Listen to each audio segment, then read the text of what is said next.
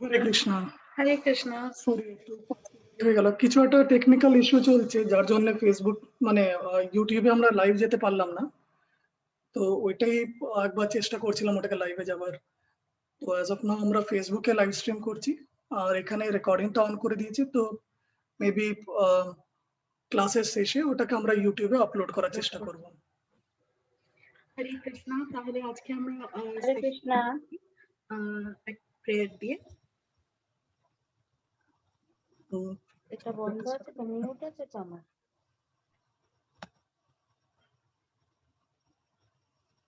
ওকে।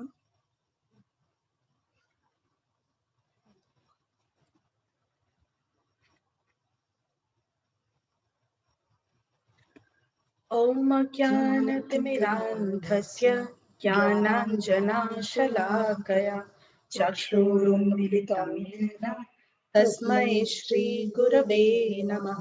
श्रीचैतन्यमनोभीष्टं स्थापितं येन भूतले स्वयं रूपा कदा मह्यं ददाति स्वपदान्तिकम्।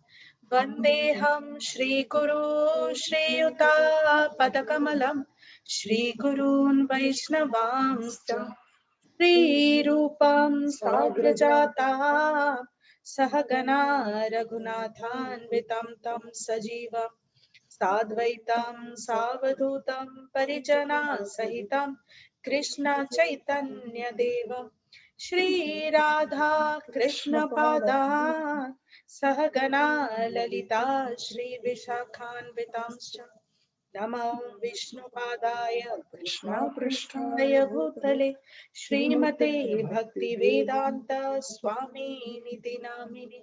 नमस्ते सरस्वती देवे गौरवाणी प्रचारिणे निर्विशेष शून्यवादी पाश्चात्य देशतारिणे।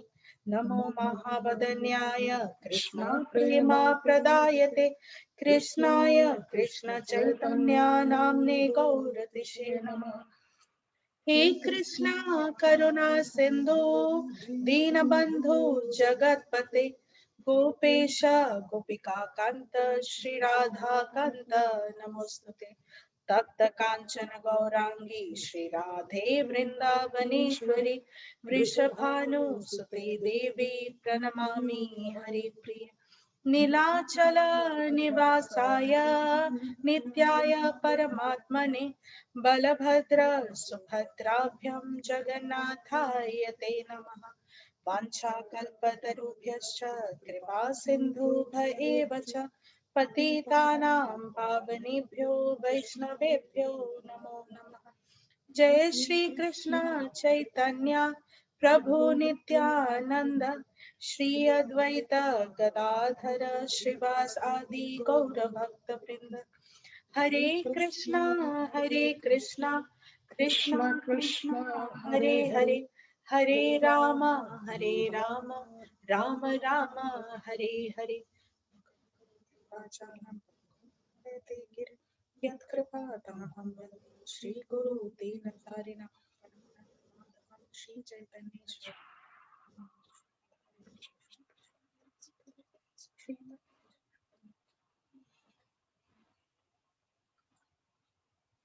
হরে কৃষ্ণ। হরে কৃষ্ণ।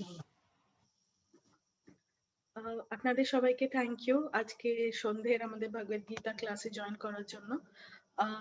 আজ থেকে আমাদের টাইমিংটা চেঞ্জ হয়েছে, সন্ধ্যেবেলায় আমরা ক্লাসটা শিফট করলাম কারণ অনেকেরই অফিসের জন্য অফিস খুলে যাচ্ছে আর মাতাজিদেরও ঘরের সকালবেলা একটু প্রবলেম হচ্ছে। তো হোপফুলি আপনারা এখন ক্লাসটা করতে পারবেন। আর আমরা আগের দিন চ্যাপ্টার 2 এর 55th শ্লোকা অবধি কমপ্লিট করেছিলাম। তো আজকে আমরা একটুখানি রিক্যাপ করে নিই আমরা আজকের ক্লাসটা এগোবো। আর সবাইকে একটু একটাই রিকোয়েস্ট যে যদি যেই শ্লোকাটা আমরা পড়ছি সেই শ্লোকা রিলেটেড যদি কোয়েশ্চেন থাকে তাহলে আপনারা আমাদেরকে ইমিডিয়েটলি জিজ্ঞেস করতে পারেন, কিন্তু যদি অন্য কিছু আনরিলেটেড একটু আলাদা কোয়েশ্চেন থাকে তাহলে আমরা এন্ড অফ দ্য সেশনে গিয়ে আপনাদের কোয়েশ্চেন গুলো অ্যাড্রেস করব।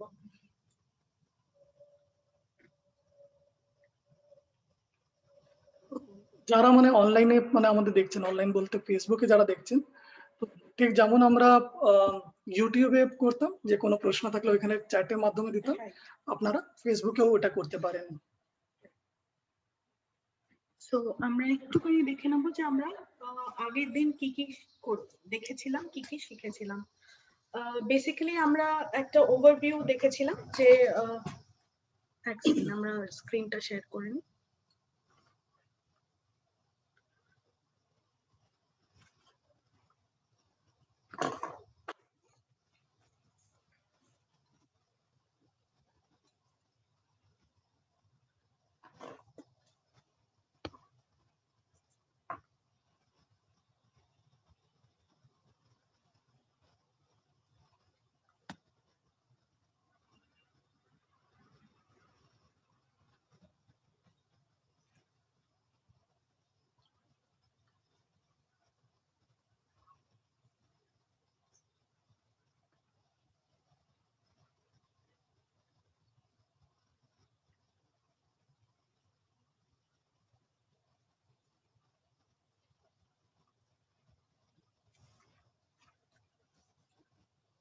কি হচ্ছে?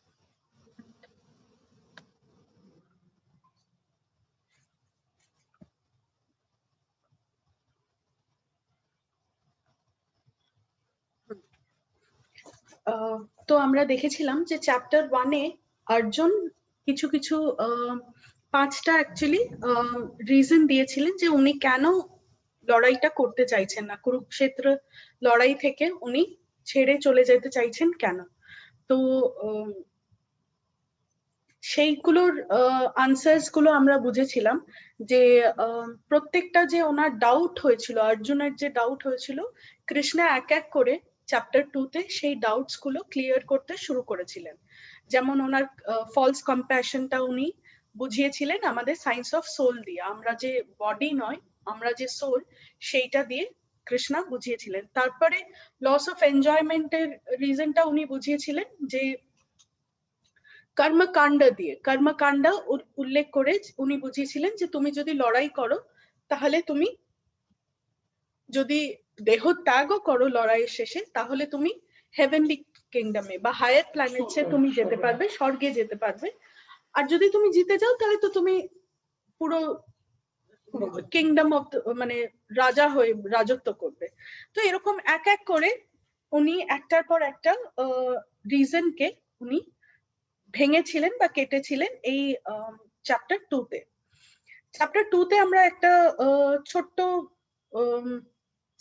মানে ফ্লো দেখেছিলাম যে চ্যাপ্টার 2টা কিভাবে এগোতে শুরু করেছিল। আমরা যে প্রথমে স্টার্টিং এর সেই GITA তে আমরা ভেঙেছিলাম, তো আমরা সেখানেও দেখেছিলাম যে ফার্স্ট আমরা দেখেছিলাম যে অর্জুনা ইনডিসিশন, অর্জুনের ডাউট যে আমি ডিসিশন নিতে পারছি না, আমি অক্ষম ডিসিশন নেওয়া, সেইটা আমরা দেখেছিলাম যে স্টার্টিং এ হয়েছিল। তারপরে উনি কি করেন, যেটা আমরা জি দিয়ে বুঝেছিলাম যে উনি গুরুর শরণাপন্ন হন, ওনার গুরুকে কৃষ্ণা।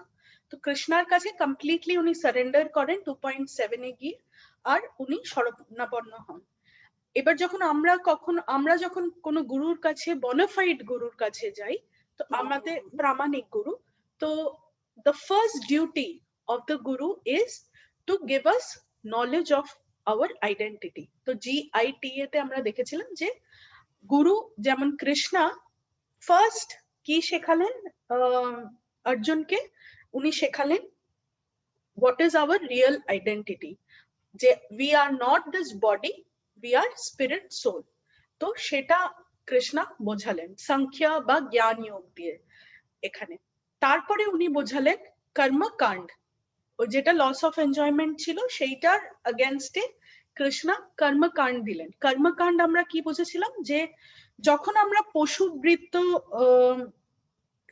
চিন্তাধারায় থাকি, যে খাও পিও মজ করো, এই চিন্তাধারায় যখন আমরা থাকি, সেইখান থেকে আমাদেরকে একটু আগে বাড়ানোর জন্য, একটুখানি স্পিরিচুয়ালি আপলিফট করার জন্য আমাদেরকে শাস্ত্র কর্মকাণ্ড দেয়। সেটা কি কর্মকাণ্ড হচ্ছে, আমরা শাস্ত্র অনুযায়ী পায়াস রিলিজিয়াস অ্যাক্টিভিটি করি, কিন্তু আলটিমেটলি সেটা আমাদের নিজের ইন্দ্রিয় তৃপ্তির জন্য করি, আমাদের নিজেদের সেন্স গ্র্যাটিফিকেশনের জন্য করি। বেসিক্যালি একটা বিজনেস বা বার্টার সিস্টেম আমরা এনগেজ হই। মানে যখন বলছিল রুষা, তো সেখানে কি আছে, যেমন বাকি কর্মী যারা আছে, যারা কোনো রকমের ভগবান বা কোনো দেবী দেবতার সাথে কোনো কানেকশন নেই, তাদের লাইফস্টাইলটা কি নিজের জন্য, ওরা যা কিছু করছে নিজের ইন্দ্রিয় তৃপ্তির জন্য। কিন্তু কর্মকাণ্ড কি করে, ওই রেগুলেশন, ওই লাইফস্টাইলের ভিতরে একটা অল্প অল্প করে রেগুলেশন ইন্ট্রোডিউস করে। যেমন প্রত্যেক রোববারে এই ষষ্ঠী আছে, তুমি মানে পেঁয়াজ রসুন মাছ মাংস খেও না, সেদিনকে উপোস করো। বা প্রত্যেক এই দিনকে যেমনি শিবের পুজো আছে, শিবকে পুজো করো, সেদিনকে তুমি এই করো না। তো অল্প অল্প করে বেদ ওদের লাইফের রেগুলেশন আনছে। উদ্দেশ্যটা কি, ধীরে ধীরে একদিন সে আরেকটু হায়ার লেভেল অফ ভক্তি করতে পারবে। তো তারপরে কি হলো, কৃষ্ণা সেইটা বোঝানোর পরে কৃষ্ণা বোঝাতে শুরু করলেন যে কিন্তু কর্মকাণ্ড আছে, যারা পশুবৃত্ততে আছে তাদের জন্য কর্মকাণ্ড is okay, but Arjuna it is not for you. Krishna বোঝালেন যে আরেকটাও জিনিস আমরা চ্যাপ্টার 2 এর স্টার্টিং এ দেখেছিলাম, সেটা হচ্ছে দু রকমের ধর্ম কৃষ্ণা আমাদেরকে বোঝালেন। সেটা কি, আমাদের স্বধর্ম, যেটা আমাদের অ্যাজ আ বডি আমাদের কিছু ডিউটিস পারফর্ম করতে হবে, অ্যাজ আ বডি আমাদের কিছু ধর্ম আছে, সেইটা কৃষ্ণ বোঝালেন। আর অ্যাজ আ সোল আমাদের কিছু ধর্ম আছে, সেইটা পারফর্ম করতে হবে। তো স্বধর্ম আর নিত্য ধর্ম বোঝালেন। তো সেইটা বোঝানোর পরে কৃষ্ণ ডাইরেক্টলি অর্জুনাকে বললেন যে do not give any attention to কর্মকাণ্ড, কারণ এই বিজনেস ডিলিং এ দেয়ার ইজ আলটিমেটলি এগুলো টেম্পোরারি। হয়তো তোমার কিছু লাভ হবে, কিছু তুমি গেইন করবে, but it is temporary. Ultimately তোমাকে এই জড় জগতে ফিরে আসতেই হবে। তুমি হেভেনলি প্ল্যানেটসে চলে গেলেও you will have to come back to জড় জগৎ again, because everything is temporary কর্মকাণ্ডতে। So go for an eternal process, যেটা ট্রান্সেন্ডেন্টাল প্রসেস বা পার্মানেন্ট একটা প্রসেসে তুমি যাও। What is that? নিষ্কাম কর্মযোগা। আর নিষ্কাম কর্মযোগা করলে, নিষ্কাম কর্মযোগা কি, বেসিক্যালি যেখানে আমরা কর্ম করছি ফর প্লিজিং কৃষ্ণা উইদাউট আমাদের কোনো সেলফিশ মোটিভ ছাড়া। তার মানে এই নয় যে আমরা সবকিছু ছেড়ে দিচ্ছি বা সবকিছু ত্যাগ করে দিচ্ছি, না, আমরা ডেইলি ডে টু ডে লাইফে সব কাজ করছি, but keeping Krishna in the centre. আমাদের নিজেদের বিজনেস ডিলের জন্য আমরা কাজ করছি না। আজকে যদি ভগবানকে আমরা এই যেটা নারকোল চড়াও বা ভালো ভোগ লাগাও, এগুলো যদি আমরা করছি only for his enjoyment, marks ভগবান আমাকে পাস করে দাও, আমাকে মার্কস ভালো 80%, 90%, 100% আনিয়ে দাও, আমি তোমাকে মিষ্টি খাওয়াবো, তার জন্য নয়। সো এইটা করলে তারপরে নেক্সট সেকশন হচ্ছে এই নিষ্কাম কর্মযোগ যখন ফলো করি আমরা, তারপরে ফলশ্রুতি কি হয়, এই যে নিষ্কাম কর্মযোগ করলে তার ফলশ্রুতি হিসেবে আমরা কি পাই, সেইটা কৃষ্ণ এবার বোঝাতে শুরু করেছেন। তো সেইটা বোঝানোর আমরা 2.55 অব্দি আগের দিন ক্লাস করেছি। আর সেইখানে আমরা বুঝেছি যে যদি আমরা সেইভাবে নিষ্কাম কর্মযোগ করি, আমরা বিভিন্ন ভাষা বুঝেছি, সংস্কৃতের বা শাস্ত্রের বিভিন্ন ভাষা বুঝেছি, ভাষা বুঝেছি, কূট ভাষা বুঝেছি, গুহ্যম শ্লোকা বুঝেছি, কিছু সিক্রেট ডাবল মিনিং যেটা আমরা বুঝেছি, সেইগুলো আমরা আগের দিন ক্লাসে দেখেছিলাম। তারপরে কিভাবে গণেশজি বেদব্যাসকে হেল্প করেছিলেন মহাভারত লিখতে, এটা বুঝেছিলাম। আমরা এটাও বুঝেছিলাম যে মহাভারতে 8008টা এরকম গুহ্যম বা সিক্রেট বা কূট শ্লোক আছে, সেটা আমরা বুঝেছিলাম, বিভিন্ন এক্সাম্পলস দিয়ে আমরা আগের দিন দেখেছিলাম। তো আলটিমেটলি 2.54 সেকশনে গিয়ে কৃষ্ণা কে অর্জুনা কিছু কোয়েশ্চেন্স জিজ্ঞেস করে যে এই যে যারা নিষ্কাম কর্মযোগ করছেন বা যারা প্রপার ট্রান্সেন্ডেন্টাল প্ল্যাটফর্মে রয়েছেন, তাদের সিমটম গুলো কি, তাদের দেখলে বুঝবো কি করে? তো উনি 4টে প্রশ্ন করেন। কি? কা ভাষা, কিম প্রভাসিতা, কিম আসিতা এন্ড ব্রজেত কিম। তো চারটে কোয়েশ্চেন আমরা বুঝেছিলাম যে এটা একটা কুটা শ্লোকা। সো এই শ্লোকাটার কিছু ইনার মিনিং আছে। সো আমরা ইনার মিনিং গুলো কি বুঝেছিলাম?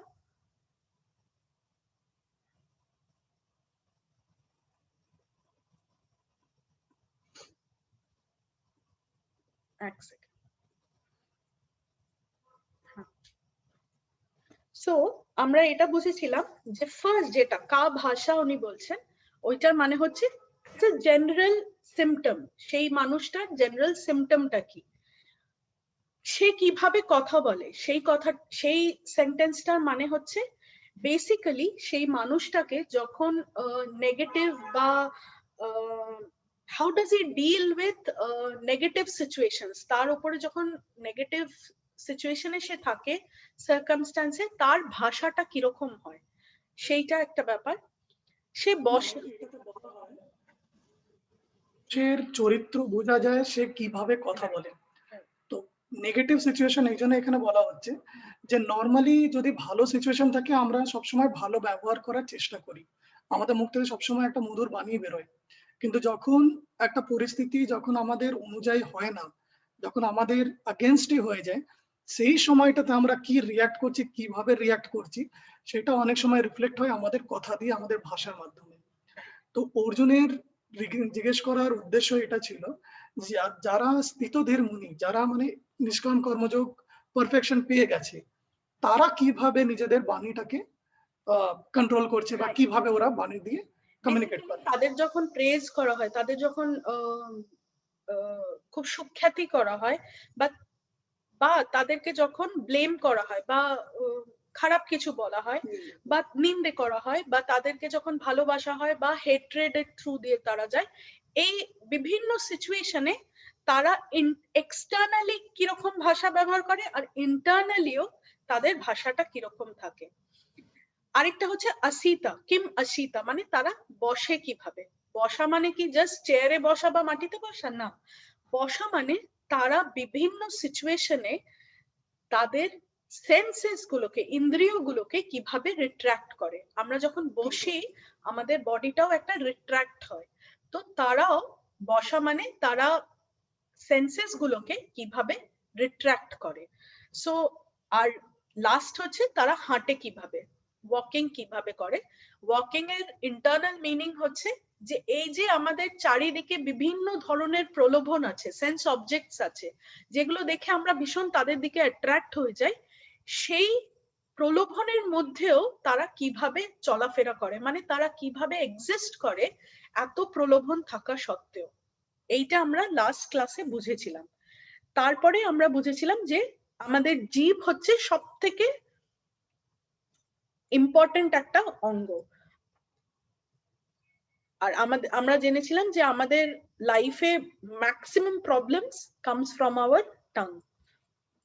আচ্ছা, তারপরে আজকে আমরা তাহলে আজকের ক্লাসটা আমরা শুরু করব 2.55 থেকে। এবার কৃষ্ণা বলতে শুরু করবেন যে সেই মানুষটা কিভাবে কথা বলেন। 55 এ উনি অ্যাকচুয়ালি বলবেন না, উনি অ্যাকচুয়ালি 55টা এমন একটা শ্লোকা যেখানে কৃষ্ণা কথা বলার আগে সেই মানুষটার মেন্টালিটি নিয়ে আগে ডিল করবেন, যে আউটওয়ার্ড এক্সটার্নালি ওয়ার্ডস বেরিয়ে যাওয়ার আগে আমাদের মাথায় প্রচুর আমরা কথা বলি, আমরা কন্টেমপ্লেট করি নিজেদের মনে বা নিজেদের মাথায়।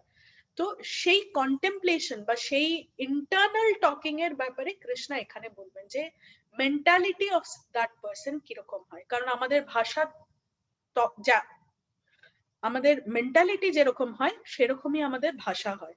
তো এই মেন্টালিটিটা নিয়ে উনি 2.56 এ ডিল করবেন। 56 থেকে আজকে আমরা শুরু করব। 2.56টা খুব ইম্পর্টেন্ট একটা শ্লোকা। আমরা যে ইম্পর্টেন্ট চ্যাপ্টার 2 এর ইম্পর্টেন্ট শ্লোকা শেয়ার করেছি শ্লোকা রিসাইটেশনের জন্য, এইটা তার মধ্যে ইনক্লুডেড আছে। তো আপনারা যারা শ্লোকা মুখস্থ করছেন এইটা কিন্তু আপনারা মুখস্থ করতে পারেন। So this is one of the very important shlokas. দুঃখেষু অনুদ্বিগ্নমনা সুখেষু বিগতস্পৃহা वीतराग भय क्रोधा स्थितधीर्मुनिरुच्यते Translation by His Divine Grace Srila Prabhupada. One who is not disturbed in mind, even amidst the threefold miseries, or elated when there is happiness, and who is free from attachment, fear, and anger, is called a sage of steady mind.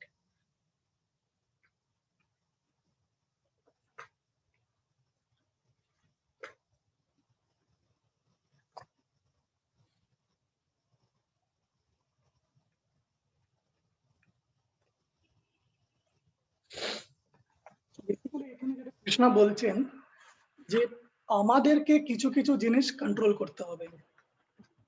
তো সেই জিনিসটা control করার symptoms কি আছে, সেটা হচ্ছে যখন অত্যাধিক আনন্দ হচ্ছে সেই সময় যেন সেই ব্যক্তি উত্তেজিত না হয়ে যায়। যে আমরা অনেক সময় দেখি কিছু অ্যাপ্রিসিয়েশন মেল এলো, প্রমোশন এসে গেল, রেটিং, এখন আমাদের অফিসের সব মাহলটা হচ্ছে রেটিং আসবে, গত বছরে যা পারফরমেন্স হচ্ছে সেটা রেটিং আসতে চলেছে। তো কাউরে ভালো হবে, কাউরে খারাপ হবে। তো সেই সিচুয়েশন গুলোকে কিভাবে ডিল করব? ম্যাক্সিমাম কি হয়, এখন উইকেন্ড পার্টি হবে, পার্টি হবার উদ্দেশ্য হতে পারে যে ভালো রেটিং এসছে, বা হতে পারে খারাপ রেটিং এসছে সেটাকে ভোলানোর জন্য একটা party. So what ever it is, আমরা ওইখানে একটা এনজয়মেন্ট খুঁজি। বাট কৃষ্ণ এখানে বলছে যাই সিচুয়েশন হোক, সে আনন্দ হোক বা যেটা দুঃখের হোক, কারণ হোক, আমাদের ওইখানে ইকুইপোজড হতে হবে। ইকুইপোজড মানে সমানভাবে আমরা ওইখানে ব্যালেন্স থাকবো। সিমিলারলি আমাদের যখন কিছু রাগ বা দ্বেষ হচ্ছে, সেই সময়টাতেও আমাদের কন্ট্রোল করা উচিত। অ্যান্ড এখানে আরেকটা জিনিস যেটা মোস্ট স্ট্রাইকিং হচ্ছে, যে আনন্দ অ্যান্ড দুঃখ, নর্মালি আমরা সবসময় বলি যে দুঃখের সময় অত ডিপ্রেশন হতে হবে না, সবসময় আনন্দতে থাকুন। এখানে কৃষ্ণ বলছে আনন্দটাতেও আমাদেরকে নিজেদের কন্ট্রোল করা দরকার। আরেকটা জিনিস যেটা এই শ্লোকে ভীষণ সিগনিফিকেন্ট, সেটা হচ্ছে কৃষ্ণা এখানে একটা ওয়ার্ড ইউজ করছেন, স্থিতধীর মুনির। স্থিতধীর মুনির, আচ্ছা আগে আমরা এটা করে নিই, যেটা জয়দীপ প্রভু বললেন যে আমাদের খুশি হলেও আমাদের লাফানো উচিত না, আবার দুঃখ হলেও একেবারে বিমর্ষ হয়ে মূর্ছে পড়ারও উচিত না। তো এখানে কৃষ্ণা যেটা বলছেন স্থিতধীর মুনির কথাটা বলছেন। স্থিতধীর মুনির কাকে বলা হয়? যার মাইন্ড, যার মন স্টেডি। আমরা আগেও কৃষ্ণা একটা খুব স্পেসিফিক টার্ম ইউজ করেছিলেন, সেটা হচ্ছে ব্যবসায়াত্মিকা বুদ্ধি। আমরা যেটা আগে বুঝিয়েছিলাম যে বিজনেসম্যান যেরকম, একটা বিজনেসম্যানের বুদ্ধি যেরকম একটা লক্ষ্যের দিকে এগিয়ে যায়, ওয়ান পয়েন্টেড ফোকাস, সেরকম বুদ্ধি নিয়ে আমাদের স্পিরিচুয়াল লাইফে এগোতে হবে। সো সিমিলারলি এইখানে স্থিতধীর মুনি কথাটার মানেও, স্থিতধীর মানে হচ্ছে যার ফোকাস ইজ ওয়ান পয়েন্টেড, যার মাইন্ড ইজ স্টেডি। নাও এখানে মুনি কথাটার মানে কি? মুনি কথাটার মানে হচ্ছে যে তার নিজের মনকে অ্যাজিটেট করে বিভিন্ন জায়গায় ঘুরিয়ে ফিরিয়ে সেইটা সে ভীষণ মেন্টাল স্পেকুলেশন করতে পারে, যে অনেক রকম স্পেকুলেশন করে একটা জিনিসের অনেক রকম মিনিং বার করতে পারে। জেনারেল টার্মে মুনি কথাটার মানে হচ্ছে যে তার মাইন্ড দিয়ে অনেক রকমের স্পেকুলেশনস করে একটা জিনিসের অনেক রকম মিনিং বার করতে পারে। যেমন আজকালকার মডার্ন এডুকেশনে পিএইচডি যারা করছে তাদেরকে নিজের নিজের পেপার, নিজের নিজের থিসিস জমা করতে হয়। তো সেই সময় কি করে ওরা, যে কিছু জিনিস নিয়ে কোনো একটা টপিকের উপরে গবেষণা করে, আর তারপরে নিজের আন্ডারস্ট্যান্ডিং নিয়ে একটা পেপার ওটা মানে প্রডিউস করে। আর সেটা যখন মানে স্যাংশন হয়ে যায়, তখন তারা ডক্টরেট একটা টাইটেল পায়। তো মুনি অ্যাকচুয়ালি হচ্ছে মানে অনেকটা এই টার্মের উপরে, যে যে কোনো একটা তত্ত্ব তার উপরে গবেষণা করে নিজের কনক্লুশন আনে। যার জন্যে একটা বাংলায় ভীষণ প্রচলিত একটা কথা আছে, যে নানা মুনি নানা মত। কারণ একটা মুনির সাথে আরেকটা মুনির যদি কথা মিলে যায়, তাহলে তার মানে তার থিসিস এখনো কমপ্লিট হয়নি, তাকে আবার পড়াশোনা করে আবার নিজের একটা কিছু বের করতে হবে। তো বেসিক্যালি মুনি মিন্স আ স্পেকুলেটর, যে বিভিন্ন ধরনের স্পেকুলেশনস করছে। সো কিন্তু এইখানে কৃষ্ণা কিন্তু স্থিতধীর মুনি বলছেন, সেই কথাটার মানে কি আমরা একটু দেখে নিই।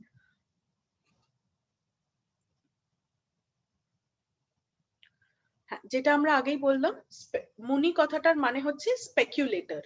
আর স্থিতাধীর মুনি হচ্ছে বেসিক্যালি মুনি হচ্ছে যে স্পেকুলেট করে যাচ্ছে, সে ফাইনাল একটা কনক্লুশনে আসছে না। আর স্থিতাধীর মুনি হচ্ছে যার সমস্ত স্পেকুলেশন শেষ হয়ে গেছে and finally he has reached a conclusion. সেটা কি?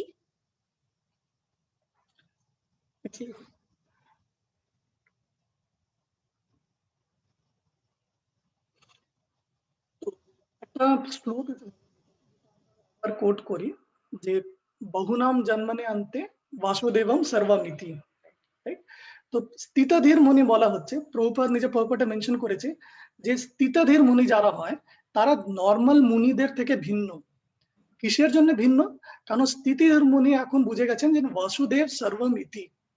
সমস্ত স্পেকুলেশন করার পরে সেটা একটা জন্ম হতে পারে, কোটি কোটি জন্ম হতে পারে, সে আলটিমেটলি এটা বুঝতে পেরেছে যে ফাইনাল কনক্লুশন হচ্ছে যে কৃষ্ণা বা বাসুদেব ইজ এভরিথিং।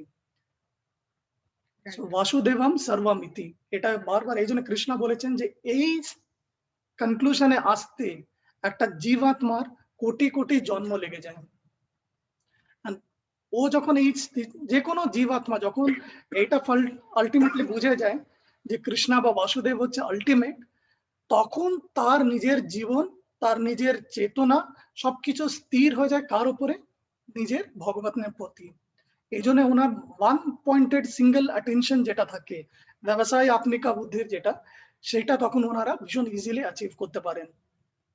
রাইট, এই জন্য হি ইজ কল্ড দ্য মুনি ফিক্সড ইন মাইন্ড, স্থিতাধীর মুনি। রাইট, এখানে প্রভুপাদ পারপাটে একটা খুব সুন্দর ওয়ার্ড ইউজ করছেন, মানে একটা ভার্স ইউজ করছেন। হি ইজ কল্ড স্থিতাধীর মুনিকে উনি বলছেন প্রশান্ত প্রশান্ত নিঃশেষ মনোরথান্তর। এটা উনি বলছেন স্তোত্র রত্ন 43 থেকে। মানে হচ্ছে one who has surpassed the stage of mental speculation has come to the conclusion that Lord Krishna or Vasudeva is everything. Vasudeva sarvam iti sa mahatma sudurlabha. Right. So এই যে স্থিতাধীর মুনি, আমরা তো বারবার বলছি যে এই মনটাকে ফিক্স করে, এটা মানেটা কি? স্থিতাধীর মুনির মানেটা কি, এটা আমরা এবার দেখে নেব।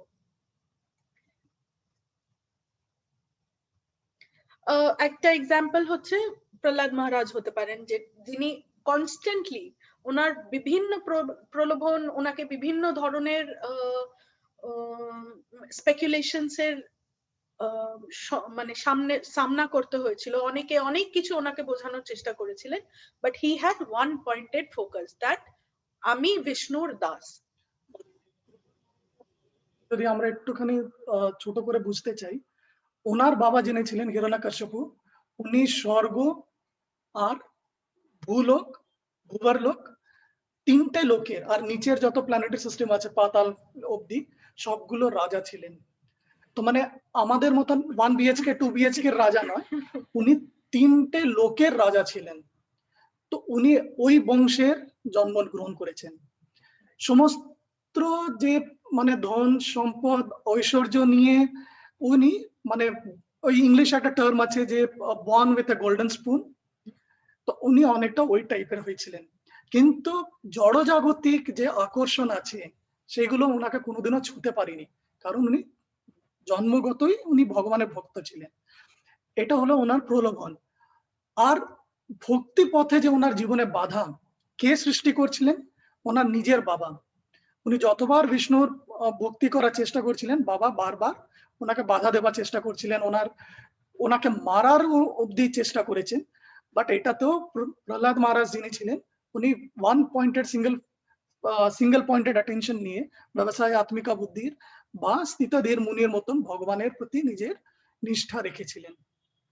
তো এটা থেকে আমরা আমাদের শেখা উচিত, অনেক সময় আমাদের জীবনে যখন কিছু প্রলোভন এসে যায় বা কিছু দুঃখ কষ্ট, কিছু সমস্যা এসে যায়, আমরা তখন ভক্তি পথটাকে সাইডে রেখে দেওয়ার চেষ্টা করি, ওটাকে সেকেন্ডারি করে দিই। আগে নিজের জীবনটাকে আমরা ডিল করতে চাই, জীবনটাকে আরো ভালো করব, জীবনটা এনজয় করে নিই, তারপরে যখন সেকেন্ডারি ম্যাটার হচ্ছে আমাদের ভক্তি। কিন্তু অ্যাকচুয়ালি এখান থেকে যদি আমরা দেখতে পারি এনার উদাহরণ থেকে, সবসময় আমাদের প্রায়োরিটি হচ্ছে আমাদের ভগবানের সাথে আমাদের রিলেশন।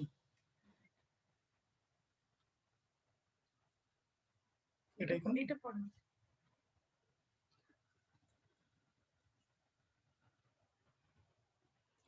তো এই যে আমরা স্থিতাধীর মুনির বারবার কথাটা বলছি, তার সে কি করে, সে কি এমন করে যে তার মাইন্ড স্টেডি থাকে, বা সে তার সিম্পটমটা কি?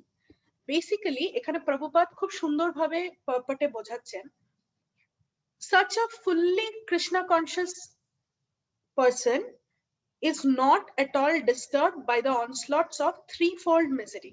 আমরা threefold misery আগেও বুঝেছি যে আমাদের ক্লেশ, এই জড় জগতে যখন আমরা ম্যাটেরিয়াল দুনিয়ায় আসি, আমাদের যদি প্রিভিয়াস স্টার্টিং এর আমাদের ফান্ডামেন্টাল ক্লাসগুলো আপনারা অ্যাটেন্ড করেন তাহলে বুঝতে পারবেন যে আমরা ওখানে ডিটেলসে এটা বুঝিয়েছি, আধ্যাত্মিক ক্লেশা, আদি ভৌতিক ক্লেশা, আদি দৈবিক ক্লেশা, বিভিন্ন ধরনের আমাদের 3 ধরনের ক্লেশ আমাদেরকে ডিল করতেই হয়। কি কি সেই ক্লেশা? একটা হচ্ছে আমাদের নিজের বডির থেকে যে ক্লেশগুলো আমাদের দিচ্ছে, আজকে আমাদের পায়ে ব্যথা, আজকে কোমরে ব্যথা, আজকে এই ব্যথা ওই ব্যথা, বিভিন্ন ধরনের আমাদের নিজস্ব বডির ক্লেশ, সেটা থাকবেই। নেক্সট হচ্ছে অন্য প্রাণী, অন্য জীব আমাদের যে ক্লেশটা দিচ্ছে, আজকে একটা পিঁপড়ে এসে আমার পায়ে কামড়ে দিল, সেটা ইজ আ ক্লেশা, সেটা ফুলে গেল, লাল হয়ে গেল, যাই হোক কিছুক্ষণের জন্য হলেও সেটা একটা ক্লেশা। বা কোনো মানুষ এসে আমাকে একটা খারাপ ভাবে ঝগড়া করে কিছু একটা বলল, দ্যাট ইজ অলসো ক্লেশা, আমাদের মনকে কষ্ট দিল, সেটাও আমাদের এক ধরনের ক্লেশ। আরেকটা কি হচ্ছে, যেটা দৈবিক, যেটা আমাদের কোনো হাত নেই, ন্যাচারাল ডিজাস্টার্স, আজকে ভূমিকম্প হয়ে যাচ্ছে, আজকে আমফান এসে গেল, এগুলোতে আমাদের কারোরই কোনো হাত নেই, these are another type of ক্লেশা। তো এখানে প্রভুপাদ কি বলছেন, এই যে স্থিতাধীর মুনি, আর এই ক্লেশগুলো এমন জিনিস যে কেউ বলতে পারবে না যে আমি এই ক্লেশের থেকে দূরে আছি। এভরি সিঙ্গল পার্সন যে এই জড় জগতে জন্ম নিচ্ছে has to face this 3 kleshas, আর 4টে প্রবলেম, জন্ম মৃত্যু জরা ব্যাধি, এই 4টে প্রবলেম আর এই 3টে ক্লেশ কেউ অ্যাভয়েড করতে পারবে না, করতেই হবে, ফেস করতেই হবে। তো এখানে প্রভুপাদ যেটা বারবার বলছেন যে এই যে স্থিতাধীর মুনি যে আছে, সে হচ্ছে কমপ্লিটলি কৃষ্ণা কনসিয়াস, আর তার দরুন, কৃষ্ণা কনসিয়াস হওয়ার দরুন, সে এই 3 রকমের যে 3-4 মিজারিজ আমাদের আছে, এই মিজারিজ গুলো দিয়ে তাতে সে বিচলিত হয়ে যায় না, তাতে সে উদ্বিগ্ন হয়ে যায় না। দুঃখেষু অনুদ্বিগ্ন, উদ্বিগ্ন অনুদ্বিগ্ন, মানে যে উদ্বিগ্ন হয় না আমাদের এই ক্লেশগুলোতে, তার কি হয়? For he accepts all miseries as mercy of the Lord, thinking himself only worthy of more trouble. সে তার মেন্টালিটি কিরকম হয়? তার মেন্টালিটি হচ্ছে এই যে তার জীবনে যে বিভিন্ন ক্লেশ আসছে, বিভিন্ন মিসারিস আসছে, সে সেইগুলোকে অ্যাকসেপ্ট করে। কেন? সে বোঝে এই কর্মার ফ্যাক্টরটা, সে বোঝে, সে রিয়েলাইজ করে যে আমাদের কর্ম কোটি কোটি জন্ম ধরে আমরা কি না কি করে আসছি, কত ধরনের কর্ম করে আসছি, সেই ফলে ধরুন আমাদের এই মিজারি কেন, আমাদের আরো প্রচুর মিজারি থ্রু দিয়ে যেতে হবে। তো সেই মিজারি গুলো যখন আমরা বুঝতে পারি যে আমাদের কর্মফলের দরুন আমাদের প্রচুর, আমাদের পিঠে বিশাল বড় একটা বোঝা রয়েছে, এই যে পাহাড়ের মতো একটা বিশাল পাথরের মতো একটা বোঝা রয়েছে আমাদের কর্মের, তো এই কর্মের জন্য আমাদের অনেক বেশি ক্লেশ হওয়া উচিত, কিন্তু সে কিভাবে, সেভাবে এই যে বড় পাথরের ক্লেশটা, সেভাবে সেটা ছোট্ট হয়ে একটা ট্যাবলেটের মতো করে কৃষ্ণ আমাদেরকে দিচ্ছেন। সেভাবে যে আমাদের ক্লেশ অনেক বেশি হওয়া উচিত, কিন্তু কৃষ্ণ, যেহেতু আমরা কৃষ্ণার শরণে এসেছি, আমরা কৃষ্ণার কাছে সারেন্ডার হয়েছি, সো কৃষ্ণ ইজ মিনিমাইজিং আমাদের সব ক্লেশগুলো, কৃষ্ণ মিনিমাইজ করে ছোট্ট করে একটা পুড়িয়ার মধ্যে দিয়ে বলছেন এইটুকুন করো তাহলেই হবে, এইটুকুন সহ্য করো। জাস্ট ওরা কল্পনা করে না, এটা অ্যাকচুয়ালি একটা ফ্যাক্ট আছে। মানে অ্যাকচুয়ালি আমরা যদি জানতে মানে জিনিসটা বুঝি যে আমরা যখন এই জড় জগৎ ছেড়ে আমরা যদি স্পিরিচুয়াল ওয়ার্ল্ডে ফিরে যেতে চাই, আমাদের যত কর্মা আছে সবগুলো আমাদেরকে ভোগ করতে হবে। সেটা যখন পুরো কর্মা শূন্য হয়ে যাব আমরা, তখন গিয়ে আমরা জড় জগৎ ছেড়ে আধ্যাত্মিক জগৎ যেতে পারি। এখন আমাদের যত কর্মা আছে আমরা তো জানি না, সেটা ওই যেখানে পিঠের উপরে যে পাহাড়টা আছে সেই পাহাড়টা আমরা দেখতে পাচ্ছি না, বাট কৃষ্ণা জানেন। কিন্তু আমরা কি করেছি, এখন ভগবত ভক্তি করা শুরু করে দিয়েছি, মালা করছি, ভগবত সঙ্গ করছি, ভগবত পথ মার্গ যেটা আছে সেটা ফলো করছি। তো এখন টেনশনটা কার? আমাদের টেনশন না, এখন টেনশন হয়ে গেছে কৃষ্ণার। কারণ কৃষ্ণা জানে যে আমাদের কতটা কর্মা আছে যেটা আমাদেরকে এখন ভোগ করা দরকার আছে। তো কৃষ্ণা কি করেন, সেই পুরো কর্মাটাকে ছোট করে একটা ক্যাপসুলের মতন আমাদেরকে দিয়ে দেয়, যে অন্তত এইটুকুনি ফেস করে নাও, বাদ বাকিটা আমি সামলে নিচ্ছি। সো এটার একটা উদাহরণ দিয়েছিলাম গত ক্লাসে, যে একজন আমাদের ভক্ত আছেন, ওনার প্রেডিকশন ছিল যে ওনার আগুনে একটা বিপদ আছে। তো ওনার মানে অ্যাস্ট্রোলজি যিনি করেছিলেন উনি ওটাকে লাল কালি দিয়ে মার্ক করে রেখে দিয়েছিলেন যে এই বছরটা এই সময়টাতে একটু আগুন থেকে বেঁচে থাকা। একটা অনুষ্ঠান হচ্ছিল যেখানে দীপদান হচ্ছিল, সেই দীপদানের ভেতরে ওনার সত্যিই আগুন লাগে গায়ে, শাড়ির আঁচড়ে আগুন লেগে যায়।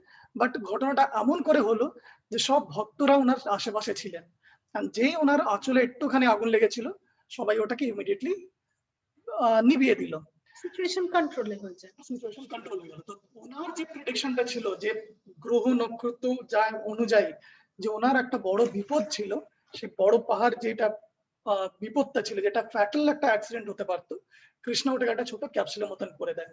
সো এটা জাস্ট একটা পরিকল্পনা নয়, ইট ইজ আ বাস্তব ফ্যাক্ট। আর সেই মানুষটার কাছে যখন ভালো দিন আসে, ভালো কিছু হয়, এখানে প্রভুপাদ কি বলছে, similarly when he is happy he gives credit to the Lord। যখন সে খুশি হয়, সে প্রমোশন পায়, তার ভালো কিছু লাভ হয়, সে পুরো জিনিসটা ক্রেডিট কৃষ্ণকে দিয়ে দেয়। কেন? সে ভাবে যে আই এম নট ওয়ার্দি, আমার যা কর্মফল, আমার এত যে কর্মের বোঝা আছে, আমার এইগুলো পাওয়া উচিত না। তাই এটা কৃষ্ণার মার্সি। সে বোঝে যে ultimately he is so happy with the relationship with Krishna যে he gives all credit to Krishna, and he realizes that it is due to Krishna's mercy he is in a comfortable situation। আজকে যদি আমরা financially comfortable থাকি, বা materially comfortable থাকি, বা emotionally একটা comfortable জোনে আছি, it is all because of Krishna's mercy। যে আমাদের কর্ম আমাদেরকে অ্যালাউ করে না, এত খারাপ কাজ আমরা করে এসেছি, আমাদের অ্যালাউ করে না, কিন্তু কৃষ্ণ আমাদেরকে সেই আশীর্বাদটা করছেন। যখন একজন স্থিতাধীর মুনির বা একজন কৃষ্ণা কনসিয়াস পার্সনের এই ধরনের চিন্তাধারা হয়ে যায়, এই ধরনের ইন্টারনাল থটস হয় বা মেন্টালিটি হয়, তার জীবনে দুটো জিনিস হয়। একটা কি হয়, যখন তার ভালো জিনিস কিছু হয়, when good times come, যখন সে সাকসেসফুল হয়, সে তার খুশি থাকে, he is not proud, তার মধ্যে pride doesn't come, সে হিউমিলিটিতে থাকে, যে আমার দ্বারা এটা হচ্ছে না, আমি করছি না ভালো কাজটা, it is all due to the credit of Krishna। আর কি হয়, আরেকটা জিনিস যেটা লাভ হয় সেটা হচ্ছে যখন খারাপ দিন আসে, দুর্দিন আসে, he doesn't get depressed, because সে বোঝে যে এটা আমারই কর্মের ফল, কার্মিক পয়েন্ট অফ ভিউ থেকে সে ভাবে, আর সে ভাবে যে this is due to my karma that I am getting this, and this time will pass। আমার কৃষ্ণার উপরে ভরসা আছে, এর থেকে অনেক বেশি আমি পেতে পারতাম, কিন্তু কৃষ্ণা এইটা দিয়েছেন, let me tolerate it, মাত্রা স্পর্শাস্তু কন্তেয়া যেটা কৃষ্ণা বলে, তো tolerate it and he will take care, Krishna will take care। একটা ভগবত গীতায় খুব সুন্দর একটা শ্লোকা আছে, আমরা ওটা শেয়ার করতে পারবো? তত্তেনু কম্পা,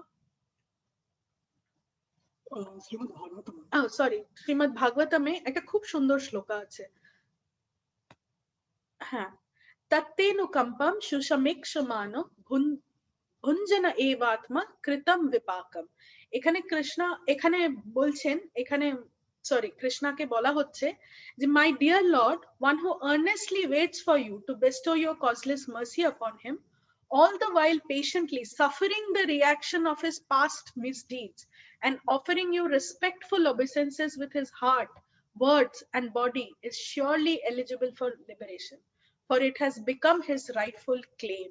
So এখানে কৃষ্ণা এখানে বলা হচ্ছে যে যেই ব্যক্তি চুপচাপ নিজের সাফারিং গুলোকে টলারেট করছে, আর টলারেট করা সত্ত্বেও কখনো কখনো আমাদের মধ্যে টেন্ডেন্সি কি হয়, আমরা ভগবানকেই ব্লেম করতে শুরু করি, আমরা নিজেদের কর্মফলকে আমরা ব্লেম করি না, যে আমরা খারাপ কিছু করে এসেছি তারই তো কর্মফল, ভগবানের কি যায় আসছে, কেন ভগবান আমাদেরকে সাফারিং দেবেন? হি ইজ আওয়ার পরম পিতা, why will he give suffering to us? কিন্তু আমাদেরই কর্মের ফলের জন্য আজকে আমাদেরকে সাফার করতে হচ্ছে, but we do not understand those. আমরা সেটা বুঝি না। আমরা কি করি, আমরা ভগবানকে তুমি কেন আমাকে এরকম করলে। Recently I was talking to a person যে আমাকে হু হ্যাজ মানে একজন লেডির সাথে, মাতাজির সাথে আমি কথা বলছিলাম। she has lost her mother, so the first thing she's not a devotee, so first thing she said was যে আমি কৃষ্ণার কথা আমি শুনতেও চাই না, আমি ভক্তি করবো না, আমি জব করব না, আমি কিচ্ছু করব না, কেন ভগবান আমার মাকে নিয়ে নিল? কৃষ্ণ কি এই আমাদের সাফারিং দিয়ে প্লেজার পান? না, Krishna also suffers with us. Krishna আমাদের যখন দেখেন আমরা সাফার করছি, Krishna also suffers with us. যুদ্ধ যখন শুরু হচ্ছিল সেই সময় ভগবদ গীতার পুরো জ্ঞান কৃষ্ণ অর্জুনকে দিয়েছিলেন। তো এই যে মিনিমাম জ্ঞান যেটা আমরা দেহ নই, আমরা আত্মা, দেহের মৃত্যু হয়, আত্মার মৃত্যু হয়, এইসব জ্ঞান কৃষ্ণ নিজে অর্জুনকে দিয়েছেন। কিন্তু মহাভারত যুদ্ধের পরে যখন অর্জুনের মানে পাণ্ডবদের পুত্রদেরকে অশ্বত্থামা ঘুমন্ত অবস্থায় মেরে দিয়েছিলেন, ইভেন আফটার অভিমন্যু's ডেথ, যখন অভিমন্যুকে চক্রব্যূহতে শেষে যখন ঘুমন্ত অবস্থায় পাণ্ডবদের ছেলেদেরকে মেরে দেওয়া হয়, সেই সময় কৃষ্ণ নিজে অর্জুনকে জড়িয়ে ধরে কেঁদেছিলেন। অ্যাকচুয়ালি কি হয়েছিল, কৃষ্ণ যখন অর্জুন যখন ক্যাম্পে ফিরে আসেন, উনি দেখেন এরকম একটা খারাপ দুঃসংবাদ, and he started crying. আমরা যখন কৃষ্ণা কনসিয়াসনেসে যাচ্ছি, এই যে স্থিতধীর মুনির বারবার বলছি যে আমরা দুঃখে সুখে এফেক্টেড হব না, দ্যাট ডাজন্ট মিন আমরা পাথর হয়ে যাব বা ফিলিং লেস হয়ে যাব। আমাদের দুঃখ আসলে we will cry, we are, যত কৃষ্ণা কনসিয়াসনেসে আমরা যাব তত আমাদের heart will become softer, so we will have feelings. তো অর্জুন যখন দেখেন, অর্জুন started crying, so সেই মুহূর্তে কৃষ্ণা কিন্তু ওকে জ্ঞান দিতে শুরু করেননি যে না তুমি স্থিতধীর মুনির হও, তুমি কাঁদবে না, তুমি দুঃখেষু অনুদ্বিগ্নমনা থাকো। No, Krishna hugged him, Krishna ওনাকে জড়িয়ে ধরে he cried himself with his brother, with his friend. So যখন আমরা সাফার করি, Krishna too suffers with us, but it is our karmic result যার জন্য আমরা সাফার করি। তো এখানে বলা হচ্ছে সেই সাফারিং যদি আমরা টলারেট করি and we with our heart, words and our body আমরা যদি কৃষ্ণাকে obeisances করি, respectful থাকি, that person is eligible for liberation, that is a real devotee. So এটা কিভাবে হয়? যারা নন ডিভোটি আছে, যারা এখনো ভক্তি পথে আসেনি, তারা হচ্ছে কর্মী লেভেলে। তো যেমনি মনে করুন একটা দেশের ভেতরে কিছু অনুশাসনটা মেনটেন করার জন্য একটা গভর্নমেন্টের একটা সেকশন আছে যেটাকে আমরা পুলিশ ডিপার্টমেন্ট বলি বা একটা জেল ডিপার্টমেন্ট বলি। তারা কি করে এখানে অনুশাসনটা মেনটেন করে, অনুশাসন লাগায়, আর যারা ওটাকে উল্লঙ্ঘন করছে তাদেরকে জেলের ভেতরে শাস্তি দিচ্ছে। তো এই ম্যানেজমেন্টটা প্রাইম মিনিস্টার নিজে করেন না, ওনার একটা বডি আছে, ডিপার্টমেন্ট আছে যারা ওটাকে ওনার বিহাফে করছে। তো জড় জগতে আমাদের যত কর্মার ফলগুলো আসে সেটা কিভাবে আসছে, আমাদের প্ল্যানেটারি সিস্টেমের পজিশন দিয়ে, যেটা আমরা অ্যাস্ট্রোলজি দিয়ে আমরা জানতে পারি। আর এই প্ল্যানেটস গুলো কার ইশারায় চলছে, সেটা হচ্ছে দুর্গা দেবী, মহামায়ার আন্ডারে। কিন্তু মহামায়া কার আন্ডারে আছেন, যেটা ভগবদ গীতাতে কৃষ্ণ নিজে বলেছে, মহামায়া হচ্ছেন কৃষ্ণার আন্ডারে। So she is the external energy of Krishna. তো এইটা যদি আমি ধরি একটা প্রাইম মিনিস্টার, কৃষ্ণা প্রাইম মিনিস্টারের মতন যদি হন, মহামায়া হচ্ছে একটা ডিপার্টমেন্ট যেটা সামলাচ্ছেন। কিন্তু যখন কেউ একজন ভক্ত হয়ে যায়, কোনো জীবাত্মা যদি ভক্ত হয়ে যায়, কৃষ্ণা নিজে ওনার জীবনটাকে কন্ট্রোল করতে শুরু করে দেন। ওনার সেই ডিভোটির কন্ট্রোল ইজ নট ভায়া মহামায়া বা অ্যাস্ট্রোলজিক্যাল প্রেডিকশন। এই জন্য যারা ভক্ত হয় ওনাদের অ্যাস্ট্রোলজিক্যাল প্রেডিকশন একরকম থাকে, কিন্তু ওদের লাইফে অন্য কিছু ঘটতে শুরু করেন, রাইট? কিন্তু সেটার জন্য আমাদেরকে সিনসিয়ার ডিভোটি হতে হবে।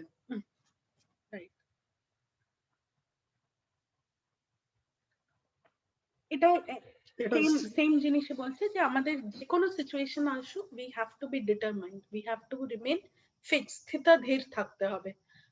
আর একটা ডিভোটি, একজন কৃষ্ণা কনসিয়াস পারসন স্থিতধীর থাকতে পারে because he focuses on the spiritual aspect and he focuses, তার মাথায় সবসময় এটা থাকে যে হোয়াট এভার সিচুয়েশন, আজকে আমার ভালো দিন হোক, সুদিন হোক বা দুর্দিন হোক, আমার service for Krishna is will continue. I will be constantly serving Krishna in whatever situation it comes. So that makes the person, সেই জন্য সেই মানুষ বা সেই ডিভোটি becomes ব্যবসায়াত্মিকা স্থিতাধীর মুনি হতে পারে। প্রহ্লাদ মহারাজের ব্যাপারে যখন আলোচনা হচ্ছিল তখন আমরা বললাম ওনাদের জীবনে প্রলোভন অনেক ছিল, বিকজ ধন সম্পদ অনেক ছিল। এখানে আমরা একজন এমন ভক্তের ফটো দেখিয়েছি, অমরিশ মহারাজ প্রভু। উনি হচ্ছেন ফোর্ড ইন্ডাস্ট্রির মালিক, আলফ্রেড ফোর্ড। তো ওনার কাছে ধন সম্পদ তো আছে, প্লাস আমরা অনেক সময় ভাবি যে অফিসে ভীষণ প্রেশার আসছে, মানে অফিসে এত চাপ আসছে, প্রভু আমি এখন মানে ভক্তি করতে পারছি না, আমি ক্লাসটা এখন করতে পারবো না, একটুখানি অফিসে প্রেশার আছে, আমি জব করতে পারবো না, অফিসে প্রেশার আছে। অ্যান্ড ইনি হচ্ছেন লিডিং ইন্ডাস্ট্রিয়ালিস্ট, লিডিং একটা বিজনেস টাইকুন বলতে পারি, but he is also a devotee of Krishna. So devotee of Krishna হওয়া ওইটা যে কোনো পরিস্থিতিতে হতে পারে, যদি আমাদের চেতনাটা ভগবানের প্রতি আমরা ফিক্স করতে পারি।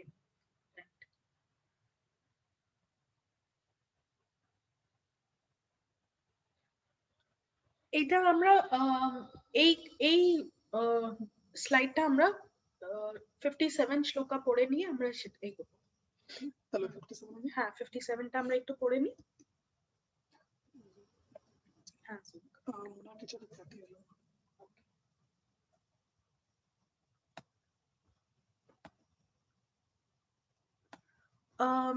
দেবাশিস প্রভু বলছেন যে আমাদের সাউন্ডে একটুখানি প্রবলেম হচ্ছে।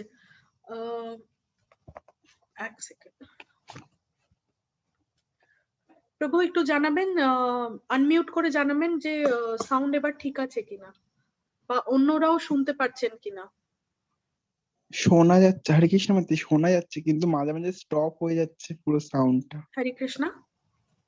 মানে মাঝে মাঝে স্টপ হয়ে যাচ্ছে পুরো সাউন্ডটা। হরে কৃষ্ণ। আবার দেবাশিস প্রভু আপনি কি শুনতে পাচ্ছেন? হ্যাঁ হ্যাঁ শুনতে পাচ্ছি, হরে কৃষ্ণ।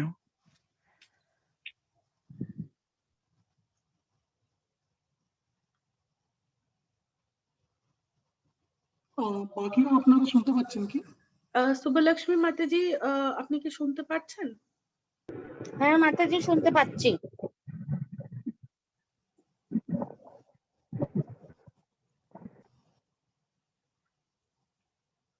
হরে কৃষ্ণ। শুভলক্ষ্মী মাতাজি আওয়াজ কি ঠিক আসছে না আওয়াজ আসছে না আমাদের?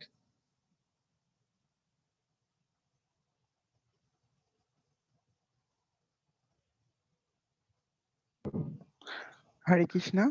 হ্যাঁ হরে কৃষ্ণ প্রভু। হ্যাঁ সাউন্ড আসছে, আওয়াজ খুব ভালো আসছে, কিন্তু মাঝে মাঝে স্টপ হয়ে যাচ্ছিল সাউন্ডটা। ও আচ্ছা। ও বাকিদের কোনো সমস্যা হচ্ছে না তো?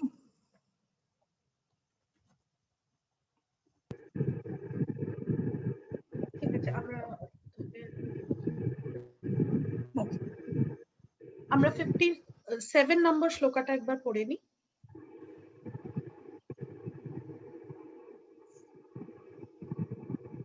या सर्वत्र नभिस्नेहास्तत्तत् प्राप्य शुभाशुभम् नाभिनन्दति न द्वेष्टि तस्य प्रज्ञा प्रतिष्ठिता. In the material world, one who is unaffected by whatever good or evil he may obtain, neither praising it or despising it, is firmly fixed in perfect knowledge. এখানে ওই একই কথা বলা হচ্ছে যে বেসিক্যালি এখানে 57 থেকে কৃষ্ণ এবার বোঝাচ্ছেন যে সেই মানুষটা কিভাবে কথা বলে।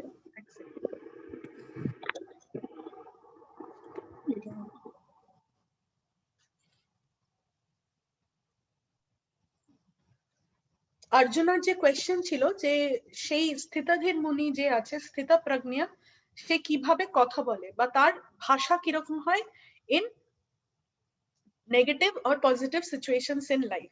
তো এখানে কৃষ্ণা সেটাই বলছে যে যখনই কোনো সে কিছু ভালো অবটেন করুক বা কিছু ইভিল বা নেগেটিভ কিছু অবটেন করুক, সে সেটাকে প্রেজও করে না, উচ্ছ্বাসিত হয়ে একদম বাবা ভীষণ ভালো সেটাও বলেন না, আবার সে কোনো খারাপ কিছু আসলে সেটার নিন্দেও করে না, তার ভাষা সেরকম হয়।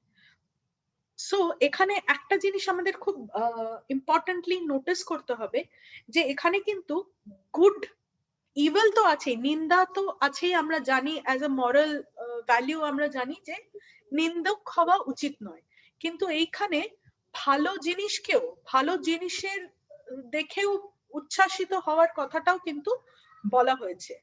কেন?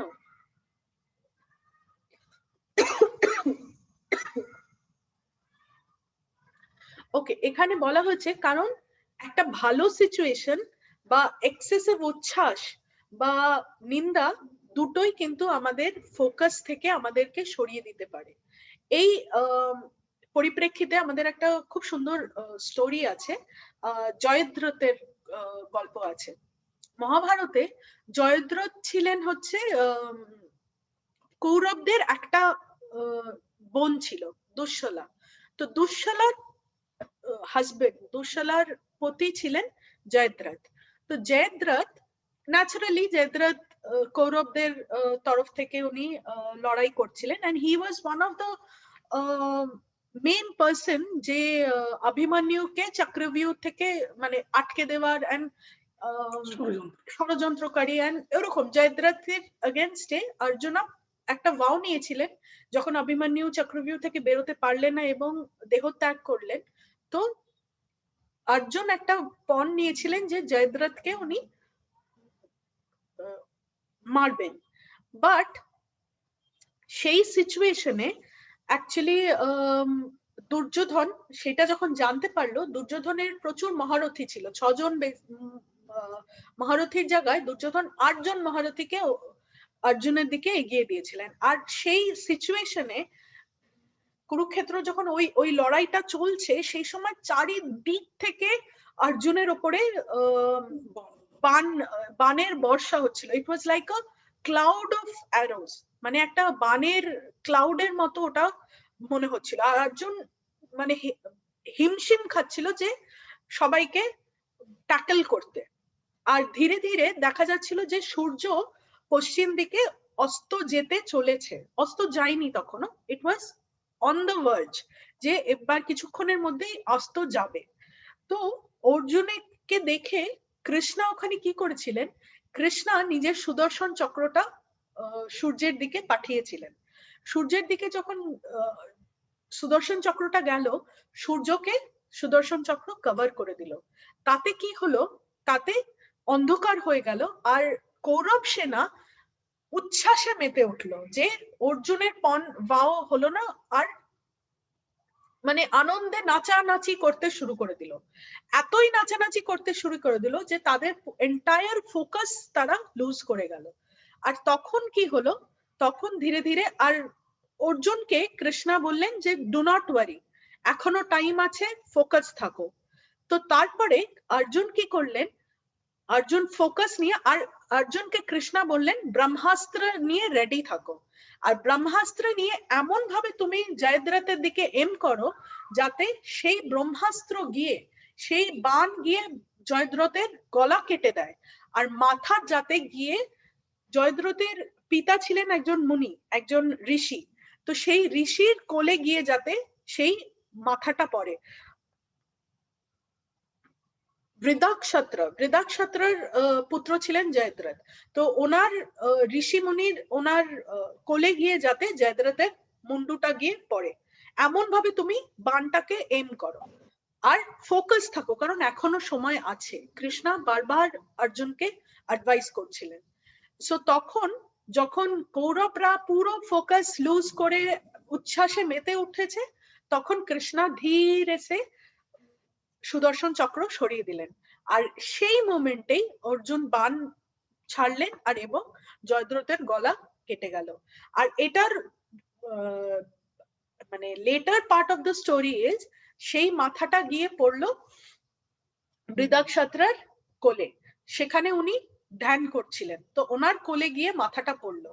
এবার উনি একজন ঋষি ছিলেন, তো ওনার একটা বর ছিল যে উনি বলেছিলেন যে যেই মানুষ জয়দ্রথের মাথা কেটে গলা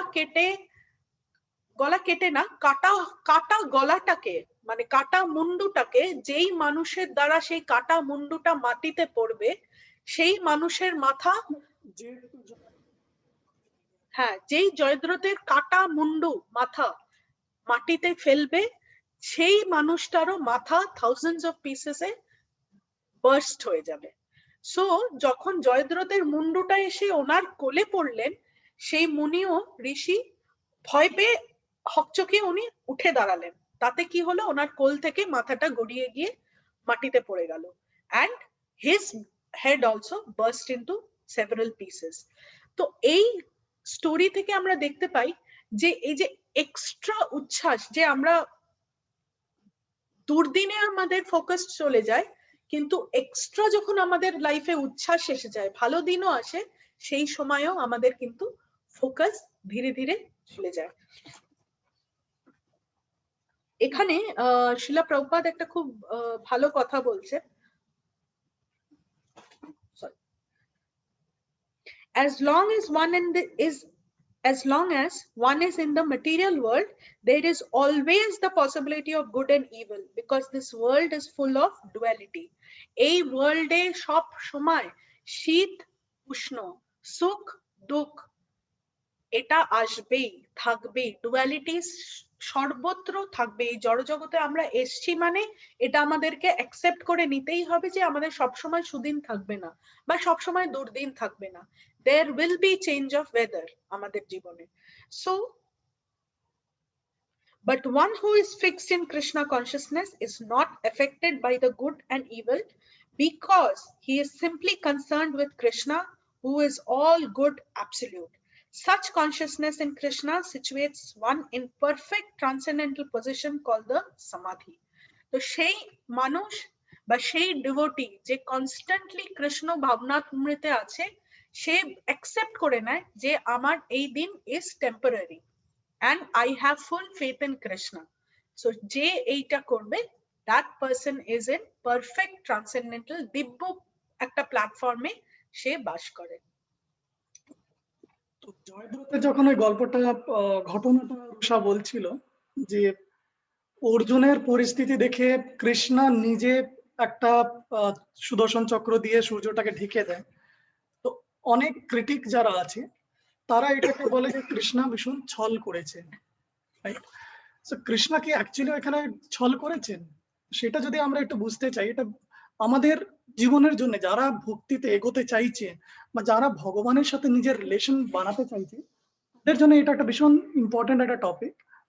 তো চ্যাপ্টার 9 22 নম্বর শ্লোকে কৃষ্ণা নিজেই বলছেন যে যারা কৃষ্ণার প্রতি ভক্তি নিয়ে এগোচ্ছে, so the one who is always worship me with exclusive devotion, meditate on my transcendental form, to them I carry what they lack, I preserve what they have. So এটা হচ্ছে আমাদের জন্য যারা আমরা এখনো সেই রকমের ভক্ত হতে পারিনি, তো ভক্ত হবার যারা আমরা এখন চেষ্টা করছি, আমাদের কাছে এটা একটা বিশাল বড় স্ট্রেংথ, মানে আমাদের কাছে একটা বিশাল বড় এটা একটা অ্যাসেট বলতে পারি আমরা, যে ভগবান সবসময় আমাদের সাথে আছে। আমাদের যেটা ভালো গুণ আছে কৃষ্ণা সেটাকে বাঁচাবেন, আর যেটা আমাদের নেই কৃষ্ণা সেটাকেও কভার আপ করে দেবেন।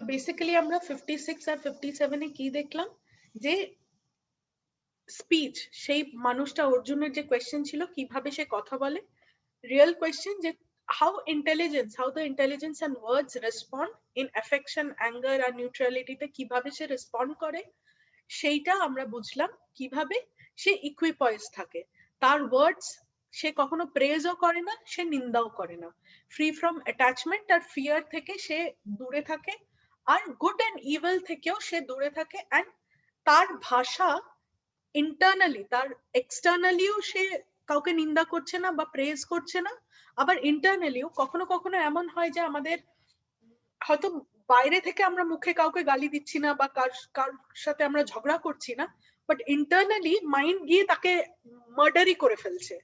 সো সেই মানুষটার ইন্টারনালিও সে ইকুইপয়েস থাকে, সে ইন্টারনালি গিয়ে মার্ডার করে না, সে ইন্টারনালিও শান্ত থাকে। মানে গীতা নিয়ে যখন এগোবো তখন কৃষ্ণ নিজে বলবেন যে এই ধরনের মানুষের কোনোদিনও কোনো শত্রু নেই। তো শত্রু নেই কিসের জন্য? মানে যেমনি আমরা যদি হরিদাস ঠাকুরের ঘটনা জানি, হরিদাস ঠাকুর জন্ম নিয়েছিলেন একটা ইসলাম ফ্যামিলিতে, উনি মুসলমান ছিলেন জন্মগত, বাট উনি জন্ম থেকেই উনি ভগবানের ভক্ত ছিলেন, উনি নিরন্তর ভগবানের হরিনাম করতেন। তো ওইটা দেখে অনেক ইসলামিক ফলোয়ার্স যারা ছিলেন তারা অনেক ওনাকে ঈর্ষা করতো, ওনাকে ঘৃণা করতেন। ইভেন হিন্দু ব্রাহ্মণ যারা ছিল তারাও ওনাকে ঘৃণা করতো। কিন্তু ওরা সবাই মিলে ওনার এগেনস্টে প্লট করেছেন, ওনাকে 22টা মার্কেট প্লেসে গিয়ে কড়া মারা হয়েছে। কিন্তু হরিদাস ঠাকুরের ভেতর থেকে যদি দেখা যায়, হরিদাস ঠাকুর কিন্তু সবার জন্য ভালো হিত কামনা করেছিলেন, উনি সবারকে মানে ক্ষমা করে দিয়েছিলেন। আর ইভেন উনি প্রে করছিলেন ভগবান এনাদেরকে শাস্তি দেবে না, এরা জানেও না কি করছে। সেম জিনিস আমরা দেখতে পারি জিসাস ক্রাইস্টের থাকে, যে জিসাসকে যখন সবাই মেরে দেবার চেষ্টা করছিল সেই সময় জিসাস ওনাদের হয়ে প্রে করছিলেন যে ভগবান এনাদেরকে ক্ষমা করে দিন। ঠিক? তো এটা এই জন্য হতে পেরেছে বিকজ তারা স্থিতধীর আছেন। আমরা নেক্সট শ্লোকের দিকে এগোই। আমরা 58 আর 59টা একসাথেই পড়ে নেব।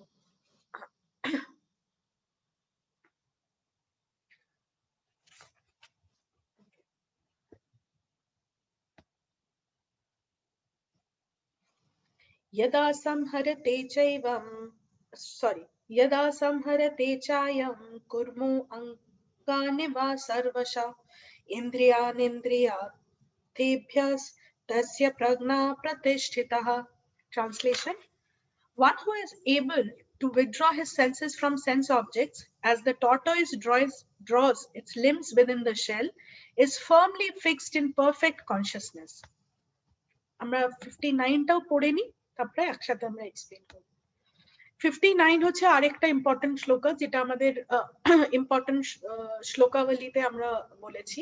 সো এটাও আপনারা মুখস্থ করতে পারেন।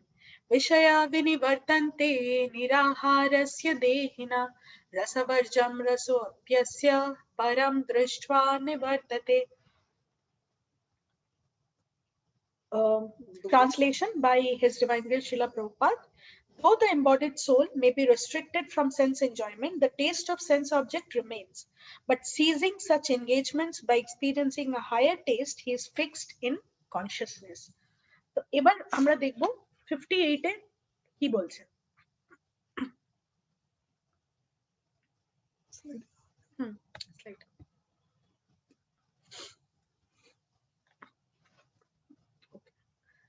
আমাদের 5টা ইন্দ্রিয় আছে, চোখ, কান, নাক। আপনারা যদি আমাদের ফলো করেন এই ছবিটা দেখবেন বারবার আসছে, আর এটা মানে প্রত্যেকটা চ্যাপ্টারেই কিছু না কিছু কারণে এটা আসতে থাকবে। বিকজ এই ইন্দ্রিয়, মন, বুদ্ধি, আত্মা আর এই দেহ, এটা রিলেশনটা আমাদের বোঝা ভীষণই দরকার। তো এখানে কি বলছে 58 নম্বর শ্লোকাতে বলছেন যে যেই মানুষটা নিজের ইন্দ্রিয়গুলোকে বিভিন্ন ধরনের প্রলোভন, যেগুলো আমাদের ইন্দ্রিয়কে প্রলোভন দেয়, সেই জিনিসগুলোর থেকে একটা টর্টয়েসকে কি বলে, কচ্ছপ, একটা কচ্ছপের মতো, কচ্ছপ যেরকম নিজের বডিটাকে রেস্ট্রিক্ট করে ওই শেলটার মধ্যে ঢুকে যায়, সেরকম ভাবে যদি কেউ ঢুকতে পারে, সেই সেন্স গুলোকে, ইন্দ্রিয়গুলোকে রেস্ট্রিক্ট করে দিতে পারে, that person is firmly fixed in consciousness. Clear statement দিয়েছেন এখানে প্রথম লাইনটাই, যেটা যে একটা ভক্তের যে test, the taste of a yogi or devotee or self-realized soul is that he is able to control the senses according to his plan. যে নিজের অনুযায়ী নিজের ইন্দ্রিয়গুলোকে দমন করতে পারছে, সেই একজন ভক্ত হবার উপযুক্ত ব্যক্তি। যাদের ইন্দ্রিয়তে এখনো কন্ট্রোল আসেনি তাদের ভক্তি বা ডিভোশনে সময় আছে, মানে এখনো ওরা এগোতে পারবে না। Right.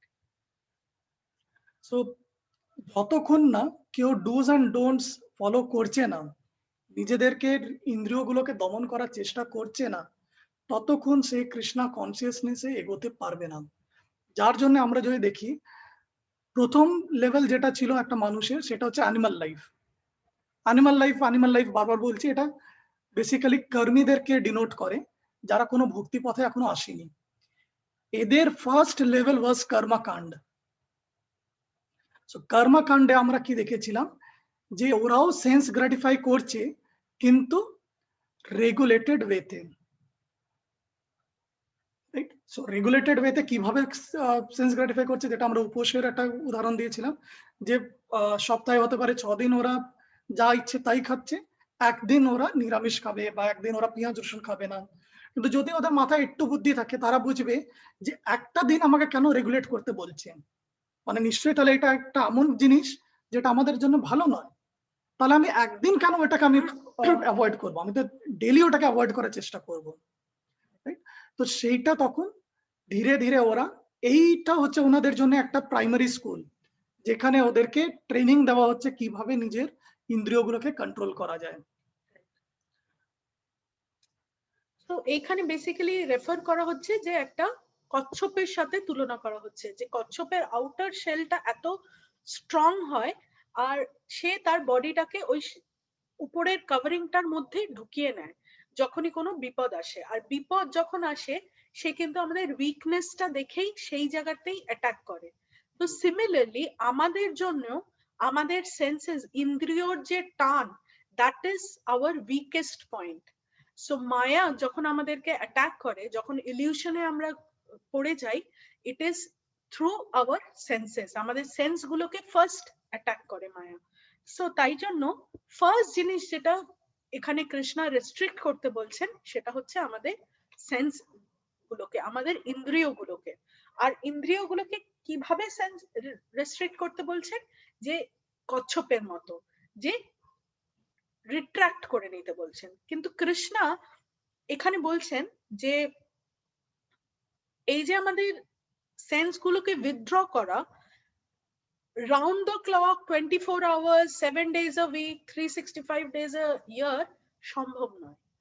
একটা বাচ্চা যেরকম, এই লকডাউনে যাদের বাচ্চা আছে, ছোট বাচ্চা আছে, সেই মা বাবারা বুঝতে পারবেন, একটা বাচ্চাকে যেমন আটকানো ইজ ভেরি ডিফিকাল্ট। সে দুরন্ত হয়, সে ছুটে বেড়ায়, সে টিভি দেখতে চায়, সে আজকালকার যেরকম মডার্ন টাইমসে তাদের স্মার্টফোন চাই, তাদের ট্যাব চাই, তাদের এনগেজমেন্ট চাই। তো যদি আমরা চাই যে আমার বাচ্চা আজকে টিভি দেখবে না, আমরা টিভি দেখা থেকে আমরা বাচ্চাকে আটকাবো, আমি টিভিতে তালা লাগিয়ে দিলে there is no point।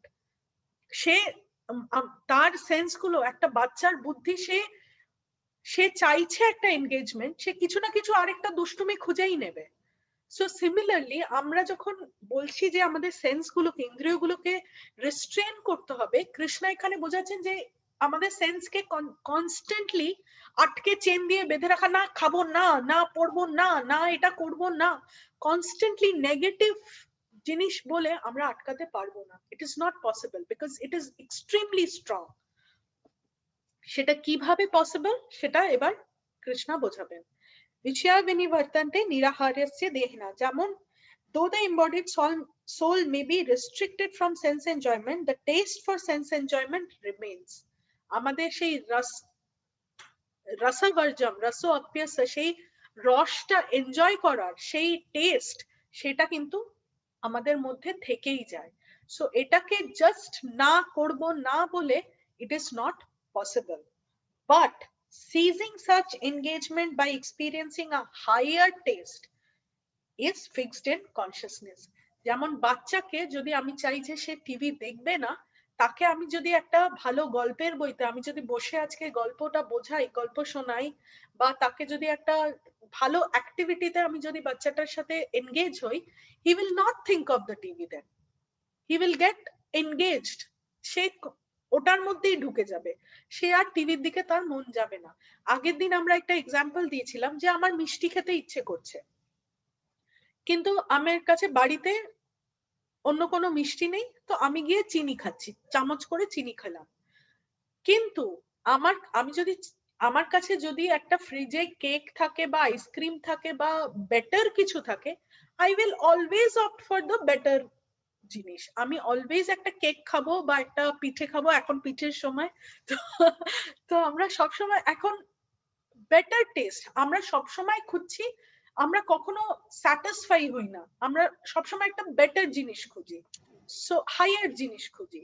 তো যদি আমরা আমাদের ইন্দ্রিয়গুলোকে একটা হাইয়ার টেস্ট দিতে পারি, তাহলে আমাদের লোয়ার যে পশুবৃত্তিক যে টেন্ডেন্সিস গুলো আছে সেই দিকে আমাদের ইন্দ্রিয়গুলো আর এনগেজ হবে না।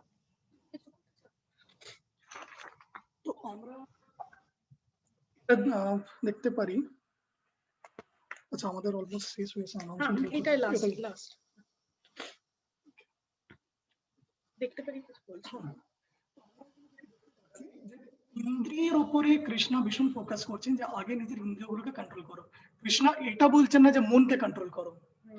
কিসের জন্য? আমরা যদি ঘোড়ার ছবিটা মনে করি, আমাদের রথটা আছে, রথটা হচ্ছে আমাদের দেহ, সেই রথে 5টা ঘোড়া বাঁধা আছে, সেটা হচ্ছে আমাদের 5টা ইন্দ্রিয়। এখন যদি ইন্দ্রিয়গুলো বেকাবু থাকে, মানে ঘোড়াগুলো যদি মাতলামি করে বা বেকাবু ঘোড়া থাকে, সেইটার লাগাম ধরে কন্ট্রোল করা ভীষণ ডিফিকাল্ট হয়ে যায়। এই জন্য যাদের ইন্দ্রিয়গুলো দমনে নেই তাদের মনগুলো ততটাই চঞ্চল হয়। এই জন্য শিশুদেরকেও, মানে বাচ্চাদেরকেও যদি আমরা ট্রেন করতে চাই যে সে যেন ভালো ছেলে হতে পারে বা পড়াশোনায় মন বসুক, সেটার জন্য তাদেরও ইন্দ্রিয়গুলো, মা বাবার দায়িত্ব যে ওদের ইন্দ্রিয়গুলোকেও দমন করা। এখানে একটা জিনিস খুব ইম্পর্টেন্ট আমাদেরকে নোটিস করতে হবে, নিরাহারস্য কথাটা বলছে, নির আহার। আহার মানে কি? আহার মানে খাবার। তো আমাদের যেমন একজন ক্ষুধার্ত ব্যক্তির কাছে is always hungry for food, always খাবার জন্য একটা কিছু খুঁজছে, যে আমার একটা খাবার চাই, আমার একটা খাবার চাই। সে যেমন যেদিন আমরা ফাস্টিং করি, আমরা মানে কাউকে যদি জোর জবরদস্তি ফাস্টিং করানো হয়, সে সেদিন সারা দিন ধরে খাবারের কথাই চিন্তা করবে instead of actually fasting, fulfilling the motto of the fast. So এইখানে for a conditioned soul, যে এখনো কর্মী আছে, যে এখনো ইন্দ্রিয়গুলোকে দমন করতে পারছে না, তার কাছে এই যে বিভিন্ন ধরনের প্রলোভন তার সামনে আছে, সেইগুলো ইজ লাইক খাবার। একটা ভুক মানে উপোস করা ব্যক্তি যে সারাক্ষণ ধরে খাবারের কথাই চিন্তা করছে, তার কাছে যেরকম একটা সামনে খাবার থাকলে সে যেরকম পাগল পাগল করে, সেরকমই একজন কন্ডিশন সোল যে আছে, তার সামনে যখন সেন্স অবজেক্টস থাকে, প্রলোভন থাকে, বিভিন্ন ধরনের ইন্দ্রিয়র প্রলোভন থাকে, সে কিন্তু সেই খাবারের মতো ইয়ে করে, মানে পাগল পাগল তার মাথাটা হয়ে যায়। সো ফর এক্সাম্পল, যেমন একজন ড্রাগ অ্যাডিক্ট, বাট এটার মানে এই নয় যে একজন একটা কন্ডিশন সোলের সামনে যখন একটা প্রলোভন আসছে আর তার মন বলছে যে ইস আমার এটা চাই, এটা আমার করতে ইচ্ছে করছে, and it becomes irresistible, তার সে আর কন্ট্রোল করতে পারছে না নিজেকে, irresistible হয়ে যাচ্ছে, that does not mean that that thing, that sense object বা সেই প্রলোভনটা is essential for that person. একটা প্রলোভন আসছে, তার মন বিচলিত হয়ে যাচ্ছে, তার মানে নয় যে সে ওই জিনিসটা ছাড়া থাকতে পারবে না। যেমন ফর এক্সাম্পল, একটা ড্রাগ অ্যাডিক্টের কাছে সে একটা মানে সে যখন একটা ড্রাগ দেখছে, তার কিন্তু সেন্সেস গুলো পাগল পাগলা ঘোড়ার মতো ছুটতে থাকছে। সে ভাবছে ইন দ্যাট পজিশন হি থিংকস যে I need this, this is a necessity of my life, ওটা ছাড়া আমি মরেই যাব। কিন্তু অ্যাকচুয়ালি যে সেন্সে আছে, যে প্রপার নলেজে আছে সে জানে that drug is not essential for that person. আগে যখন আমি আমাদের মাতাজিদের এক্সাম্পল দিচ্ছি, আমরা যখন একটা খুব ভালো শাড়ি দেখি বা একটা জামা দেখি, তখন দোকানে দেখে আমরা সেইটা নিয়েই আমরা মেডিটেট করতে শুরু করি। আমাদের ঘুমানো সবকিছু আমাদের চলে যায় ওই শাড়িটার প্রতি বা সেই জামাটার প্রতি বা সেই সুন্দর ব্যাগটার প্রতি, সেইটা নিয়েই আমাদের মাথায় ঘুরতে থাকে, ওই শাড়িটা আমার চাই, ওই শাড়িটা আমার চাই, ওটা ছাড়া আর চলছেই না শাড়িটা ছাড়া। But is that essential for us? ওইটা ছাড়া কি আমরা বাঁচতে পারবো না? তো we have to understand what is sense object, যেটা ইররেসিস্টেবল আমাদের মনে হচ্ছে, সেটা কি আমাদের জন্য এসেনশিয়াল কিনা। And basically when a person, যদি একটা মানুষ যত রজগুণ বা তমগুণের দিকে থাকবে, সে তত তার ইররেসিস্টেবল জিনিসগুলো, প্রলোভনগুলো সেই রজগুণ তমগুণের দিকেই থাকবে। যেমন একটা ড্রাগ এডিক্ট যদি ড্রাগ দেখে, সে সেটার দিকেই অ্যাট্রাক্টেড হয়ে যাবে। কিন্তু যদি সেই মানুষটা ধীরে ধীরে with knowledge, with his intelligence, with his বুদ্ধি, ভগবদ গীতা ক্লাস করছেন আপনারা, তো ধীরে ধীরে যখন আমরা নলেজে আসছি, সেই ড্রাগ এডিক্টটা যখন তাকে কি বলে জানো, তাকে কোথায় পাঠানো হয়, রিহ্যাবিলিটেশন, সরি, রিহ্যাবে যখন তাকে পাঠানো হচ্ছে, ধীরে ধীরে যখন তাকে নলেজ দেওয়া হচ্ছে, তার ট্রিটমেন্ট চলছে, যেমন আমাদেরও ধীরে ধীরে ট্রিটমেন্ট হচ্ছে, আমরা রজগুণ তমগুণ থেকে গুডনেস এর দিকে, সত্যগুণের দিকে এগোচ্ছি।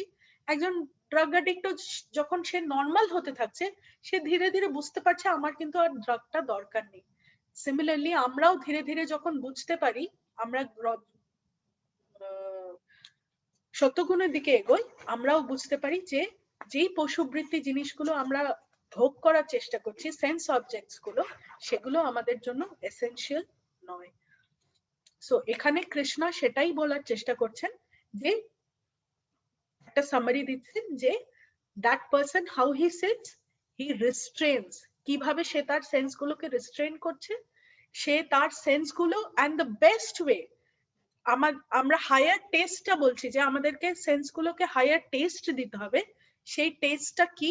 সেটা হচ্ছে সার্ভিস অফ কৃষ্ণা। আমাদের যে সবকটা 5টা ইন্দ্রিয় আছে, 5টা ইন্দ্রিয় দিয়ে আমাদেরকে কৃষ্ণা কনসিয়াসনেসে এনগেজ করতে হবে।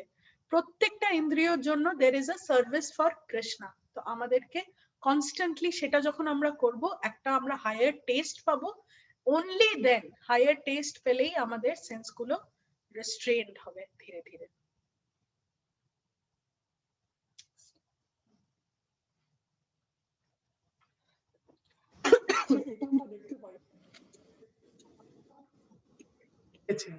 বা একটু কিছু টেস্ট পেয়েছে ভক্তিতে, তার ম্যাটেরিয়াল ওয়ার্ল্ডের দিকে, ম্যাটেরিয়াল জিনিস যেগুলো ওদেরকে এতদিন অ্যাট্রাক্ট করতো, সেই জিনিসগুলোর প্রতি ওদের কোনো আর আকর্ষণ থাকে না।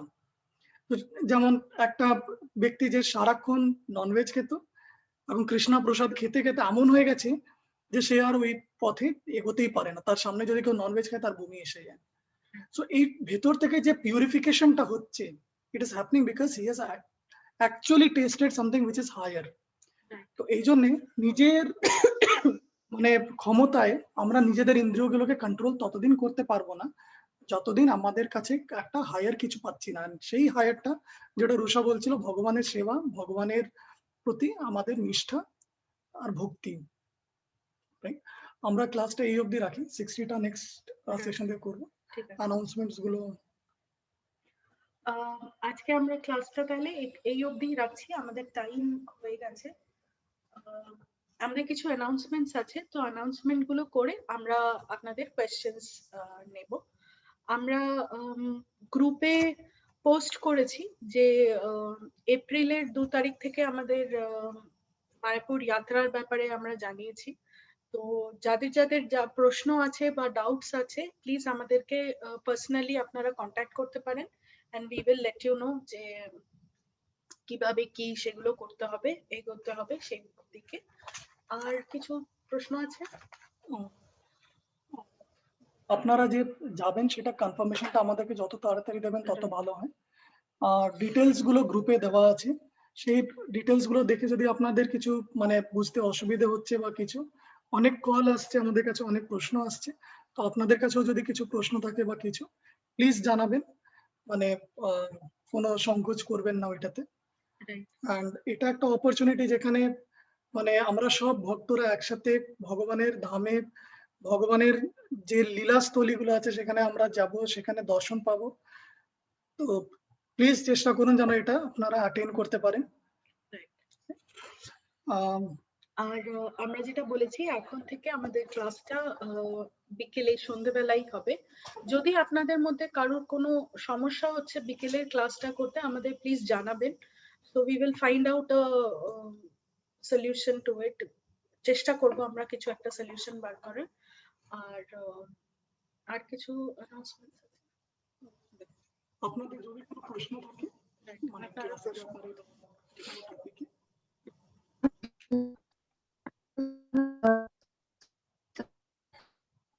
মাতাজি আপনার আওয়াজটা ক্লিয়ার আসছে। মাতাজি আপনি যদি সঙ্গীতা মাতাজি আপনি যদি একটুখানি আমাদেরকে চ্যাটে লিখে পাঠাতে পারেন তাহলে ভালো হয়, আপনার আওয়াজটা কেটে যাচ্ছে। বা যদি কোনো একটা আপনি যদি পজিশনটা একটু চেঞ্জ করতে পারেন।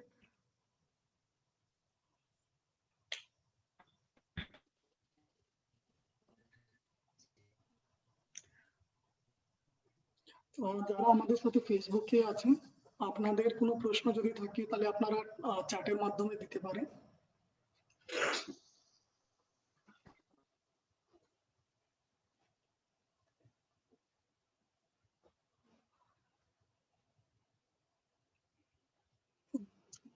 হ্যাঁ, উনি বোধহয় ডিসকানেক্ট করে কানেক্ট করছেন।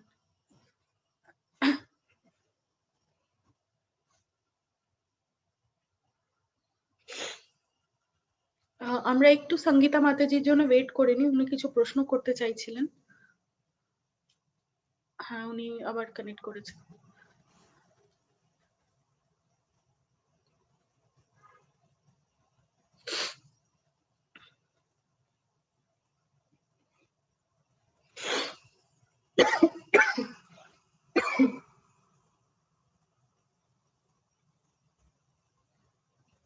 অডিও হ্যাঁ,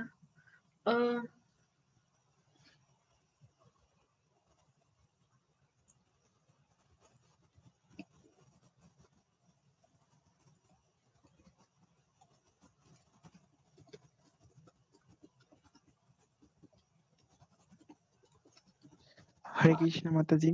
হরে কৃষ্ণ প্রভুজি। হ্যাঁ, মাতাজি আপনি যেটা বললেন না যে অভিমন্যুর যখন মানে ওই যে যুদ্ধের সময় মারা গেলেন, এবারে কৃষ্ণা তখন অর্জুনকে জড়িয়ে ধরে কাঁদছিলেন। ধরুন যে স্থিতধীর হবে সে তো জানবে যে আত্মা কখনো মানে মৃত্যু হয় না, আত্মাটা ট্রান্সফার হয়ে যায় অন্য বডিতে বা চলে যায়। তো তখন সে তো কাঁদবে না, তখন সে তো জানবে সে দেহ মৃত্যু তো শুধু দেহটারই হয়েছে। রাইট প্রভু, আপনি ঠিকই বলছেন, সে জানবে যে আত্মার কোনো মৃত্যু হচ্ছে না।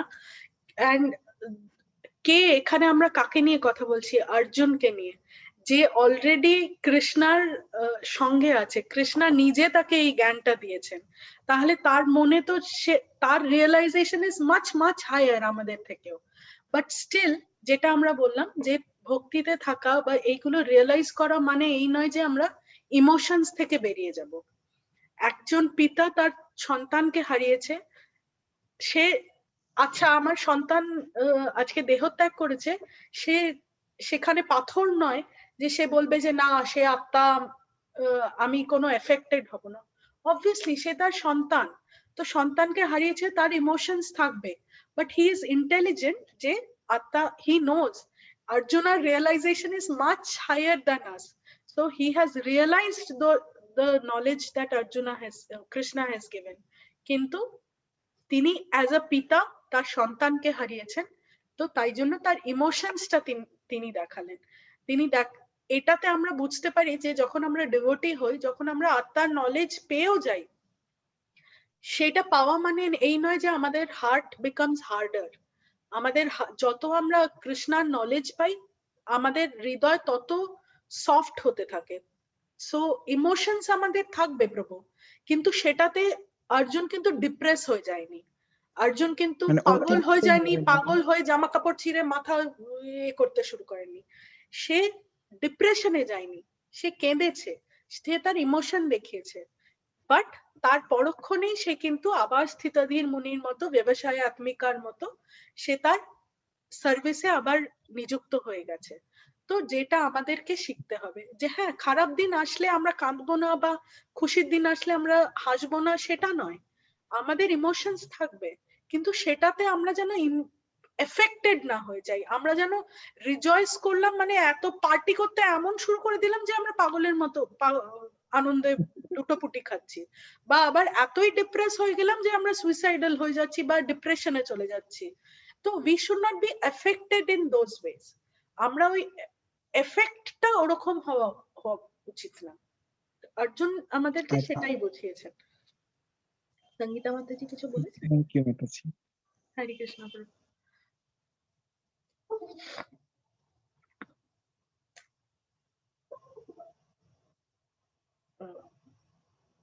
সঙ্গীতা মাতাজি আমাদেরকে কিছু কোয়েশ্চেন পাঠিয়েছেন।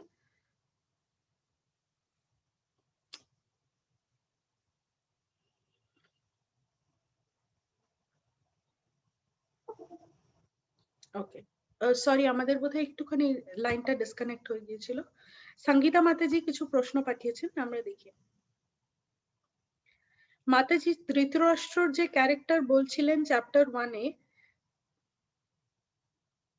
টু হোল্ড অন নেশন, সেখানে মাতাজি কারোর উপর হোল্ড বা ডমিনেট ব্যাপারটা যেন না থাকে, যেমন family, husband, child, right?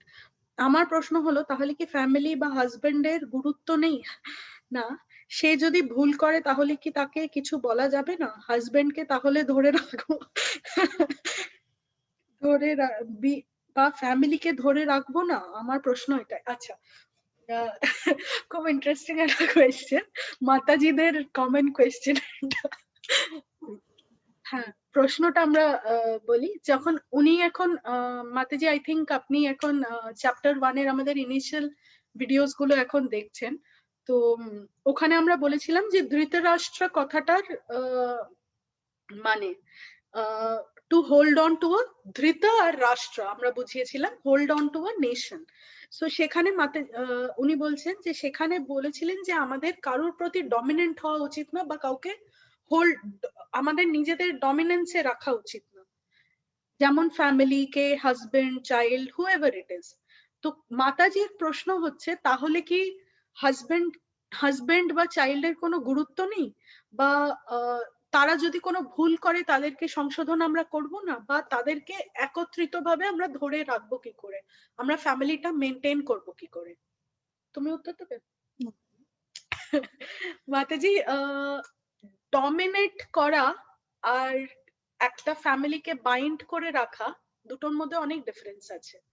Dominate করা মানে আমি কাউকে নিজের আন্ডারে রাখবো, আমি কাউকে নিজের কারোর উপরে আমার নিজের প্রতিপত্তি দেখাবো, দ্যাট ইজ কল্ড ডমিনেন্স। আর একটা ফ্যামিলিতে যখন একজন মাতাজি তার প্রভুজি, তার সন্তান, তার ইনলস, তার নিজের মা বাবা, সবাইকে নিয়ে একত্রিত যখন একটা ফ্যামিলিকে বাইন্ড করে রাখে, সেখানে কিন্তু সে তাদেরকে ডমিনেট করে না, তারা যদি কিছু ভুলও করে তাদেরকে সংশোধন করা হয় উইথ লাভ। একটা ফ্যামিলি একত্রিত থাকে বিকজ দের ইজ লাভ। তো আউট অফ লাভ আমরা যখন কাউকে সংশোধন করি, সেটা কিন্তু একটা অফেন্সিভ হয়ে যায় না, কিন্তু যখন আমরা কাউকে ডমিনেট করে স্কেল নিয়ে বলি যে না তোমাকে এটাই করতে হবে, দ্যাট ইজ ডমিনেন্স। সো যখন আমরা একটা রিলেশন মেনটেন করতে চাই, বা কোনো, সেটা অফিস হোক, সেটা আমাদের ফ্যামিলি হোক, এক্সটার্নাল ইন্টারনাল যেখানেই হোক, আমরা যখন একত্রিত ভাবে থাকতে যাই, we should not be in a mood of dominance, মানে যেখানে আমরা নিজেদেরকেই কর্তা মনে করি, যেখানে নিজেদেরকেই আমরা we take ourselves in a position যেখানে আমরা ভাবি যে everybody is under me। কিন্তু আমরা যদি বুঝি যে actually anything that is happening বা যাই আমরা করছি, that is not done by us, আমরা actually করছি না, তখন আমরা বুঝতে পারবো, তখন আমরা কৃষ্ণাকে সেন্টারে আনবো, and we we will understand যে এই যে আমার কাছে একটা আজকে আমার বাড়ি আছে, বা আজকে আমার হাজবেন্ড আছেন, প্রভুজি আছেন, আজকে আমার সন্তান আছে, they are all part and parcel of Krishna. ভগবানই আমাদেরকে কাস্টাডি বানিয়েছেন যে আমরা একসাথে থাকবো। ভগবানই আমাকে জয়দীপ প্রভুর স্ত্রী হিসেবে পাঠিয়েছেন, ভগবান জয়দীপ প্রভুকে আমার প্রভুজি হিসেবে পাঠিয়েছেন। বা আজকে যেই বাড়িতে আমরা আছি, ভগবান এই বাড়িটার actual owner is Krishna, but he has given us the custody, যে তুমি এই রিলেশনে থাকো বা তুমি এই বাড়িটাকে মেনটেন করো, জাস্ট মেনটেন করো, ডমিনেট হতে যেও না, do not become the master of it. তুমি কিছু বলতে চাও? না, তুমিও বলতে।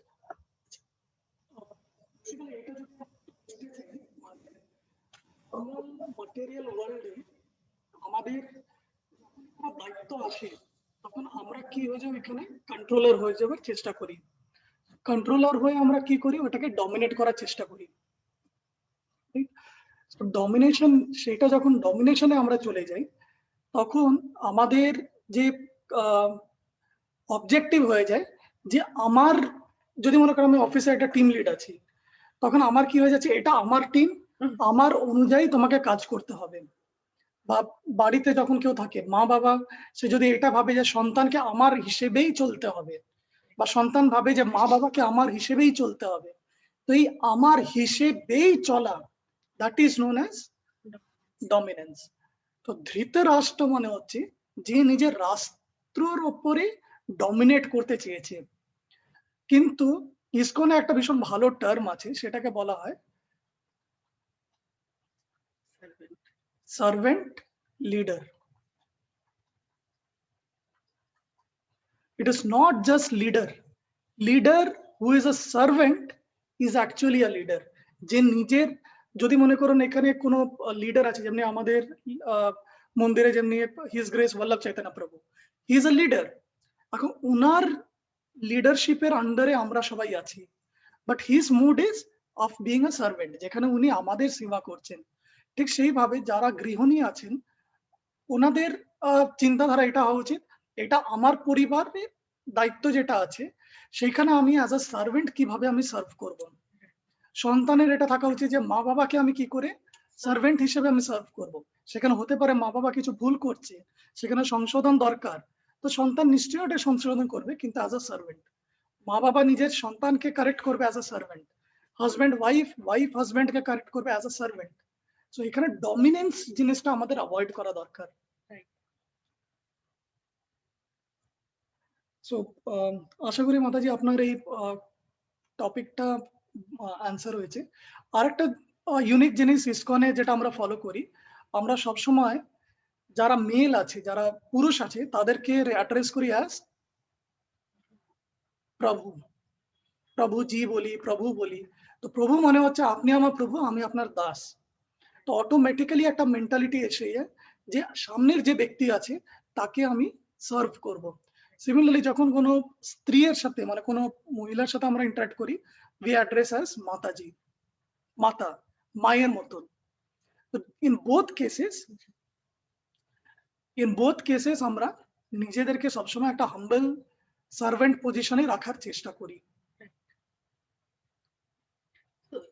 Even in our family also আমাদের সেই মেন্টালিটি নিয়েই চলা উচিত যে we are the servant of servant. মানে কৃষ্ণ আমাদেরকে হাজবেন্ড দিয়েছেন, কৃষ্ণ আমাদেরকে সন্তান দিয়েছেন, so we should be serving them. So এই মেন্টালিটি নিয়ে যদি আমরা কারেক্টও করি তাদেরকে, বকিও, that will be out of our love and service. So তখন সেটাতে ডমিনেন্স আসবে না।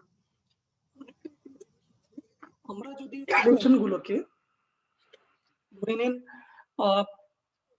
তিনটে ব্যক্তির সাথে আমাদের রিলেশন আছে, আমরা যদি ওদেরকে ডাইরেক্টলি আমাদের সাথে রিলেট করি যে এই হচ্ছে আমার মা, আমার বাবা, আমার সন্তান, সেই সময় কি হয়, আমাদের অটোমেটিক্যালি একটা টেন্ডেন্সি এসে যায় যে আমি ওদের ওনার, এ আমার হিসেবেই চলবে।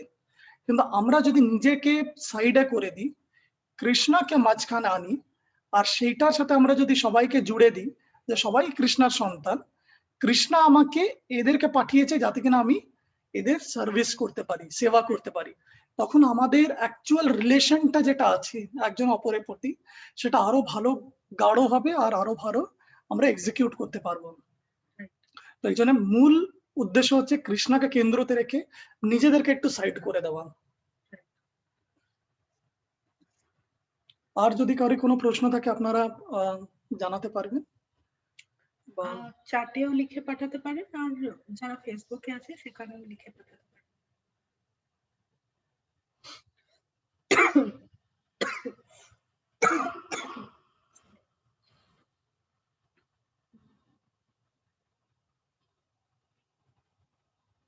ঠিক আছে, যদি কারো কোনো প্রশ্ন না থাকে আমরা আজকে তাহলে আমরা এখানেই ক্লাসটা এন্ড করি। Thank you all for joining. আমাদের এবার থেকে ক্লাসটা ইভিনিং এই 6টার সময় হবে, তো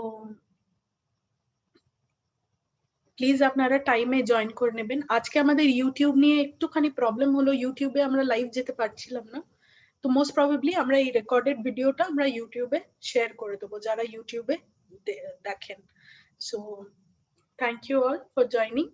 আমরা একটা প্রেয়ার দিয়ে শেষ করি। वाञ्छाकल्पतरुभ्यश्च कृपा सिन्धुभ्येव च पतितानां पावनेभ्यो वैष्णवेभ्यो नमो नमः।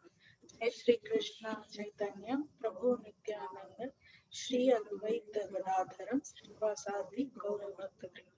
हरे कृष्ण कृष्ण हरे हरे, हरे राम राम हरे हरे। শেষ করার আগে আমি চট করে একটা ছোট বলে দিতে চাই, নেক্সট ক্লাসে আমরা এখন অব্দি যা যা দেখলাম যে কিভাবে কৃষ্ণার প্রতি আমাদের এনগেজ থাকা উচিত, ডিপেন্ডেন্ট থাকা উচিত, সেটার একটা ভালো উদাহরণ শ্রীলা প্রভুপাদ আছেন। তো ওই উদ্দেশ্য নিয়ে আমরা নেক্সট ক্লাসটা শুরু করব।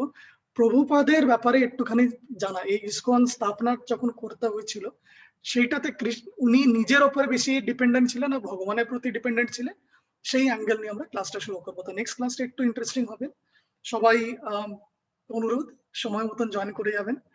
আজকে যা সমস্যা হয়েছে, টেকনিক্যাল যা ইস্যু হয়েছে, চেষ্টা করবো নেক্সট ক্লাসে যেন না হয়, কিন্তু কর্তা আমরা নই, ভগবান কর্তা। আপনারা প্রার্থনা করবেন। হরে কৃষ্ণ। হরে কৃষ্ণ। Thank you. শ্রীলা প্রভুপাদ কি জয়।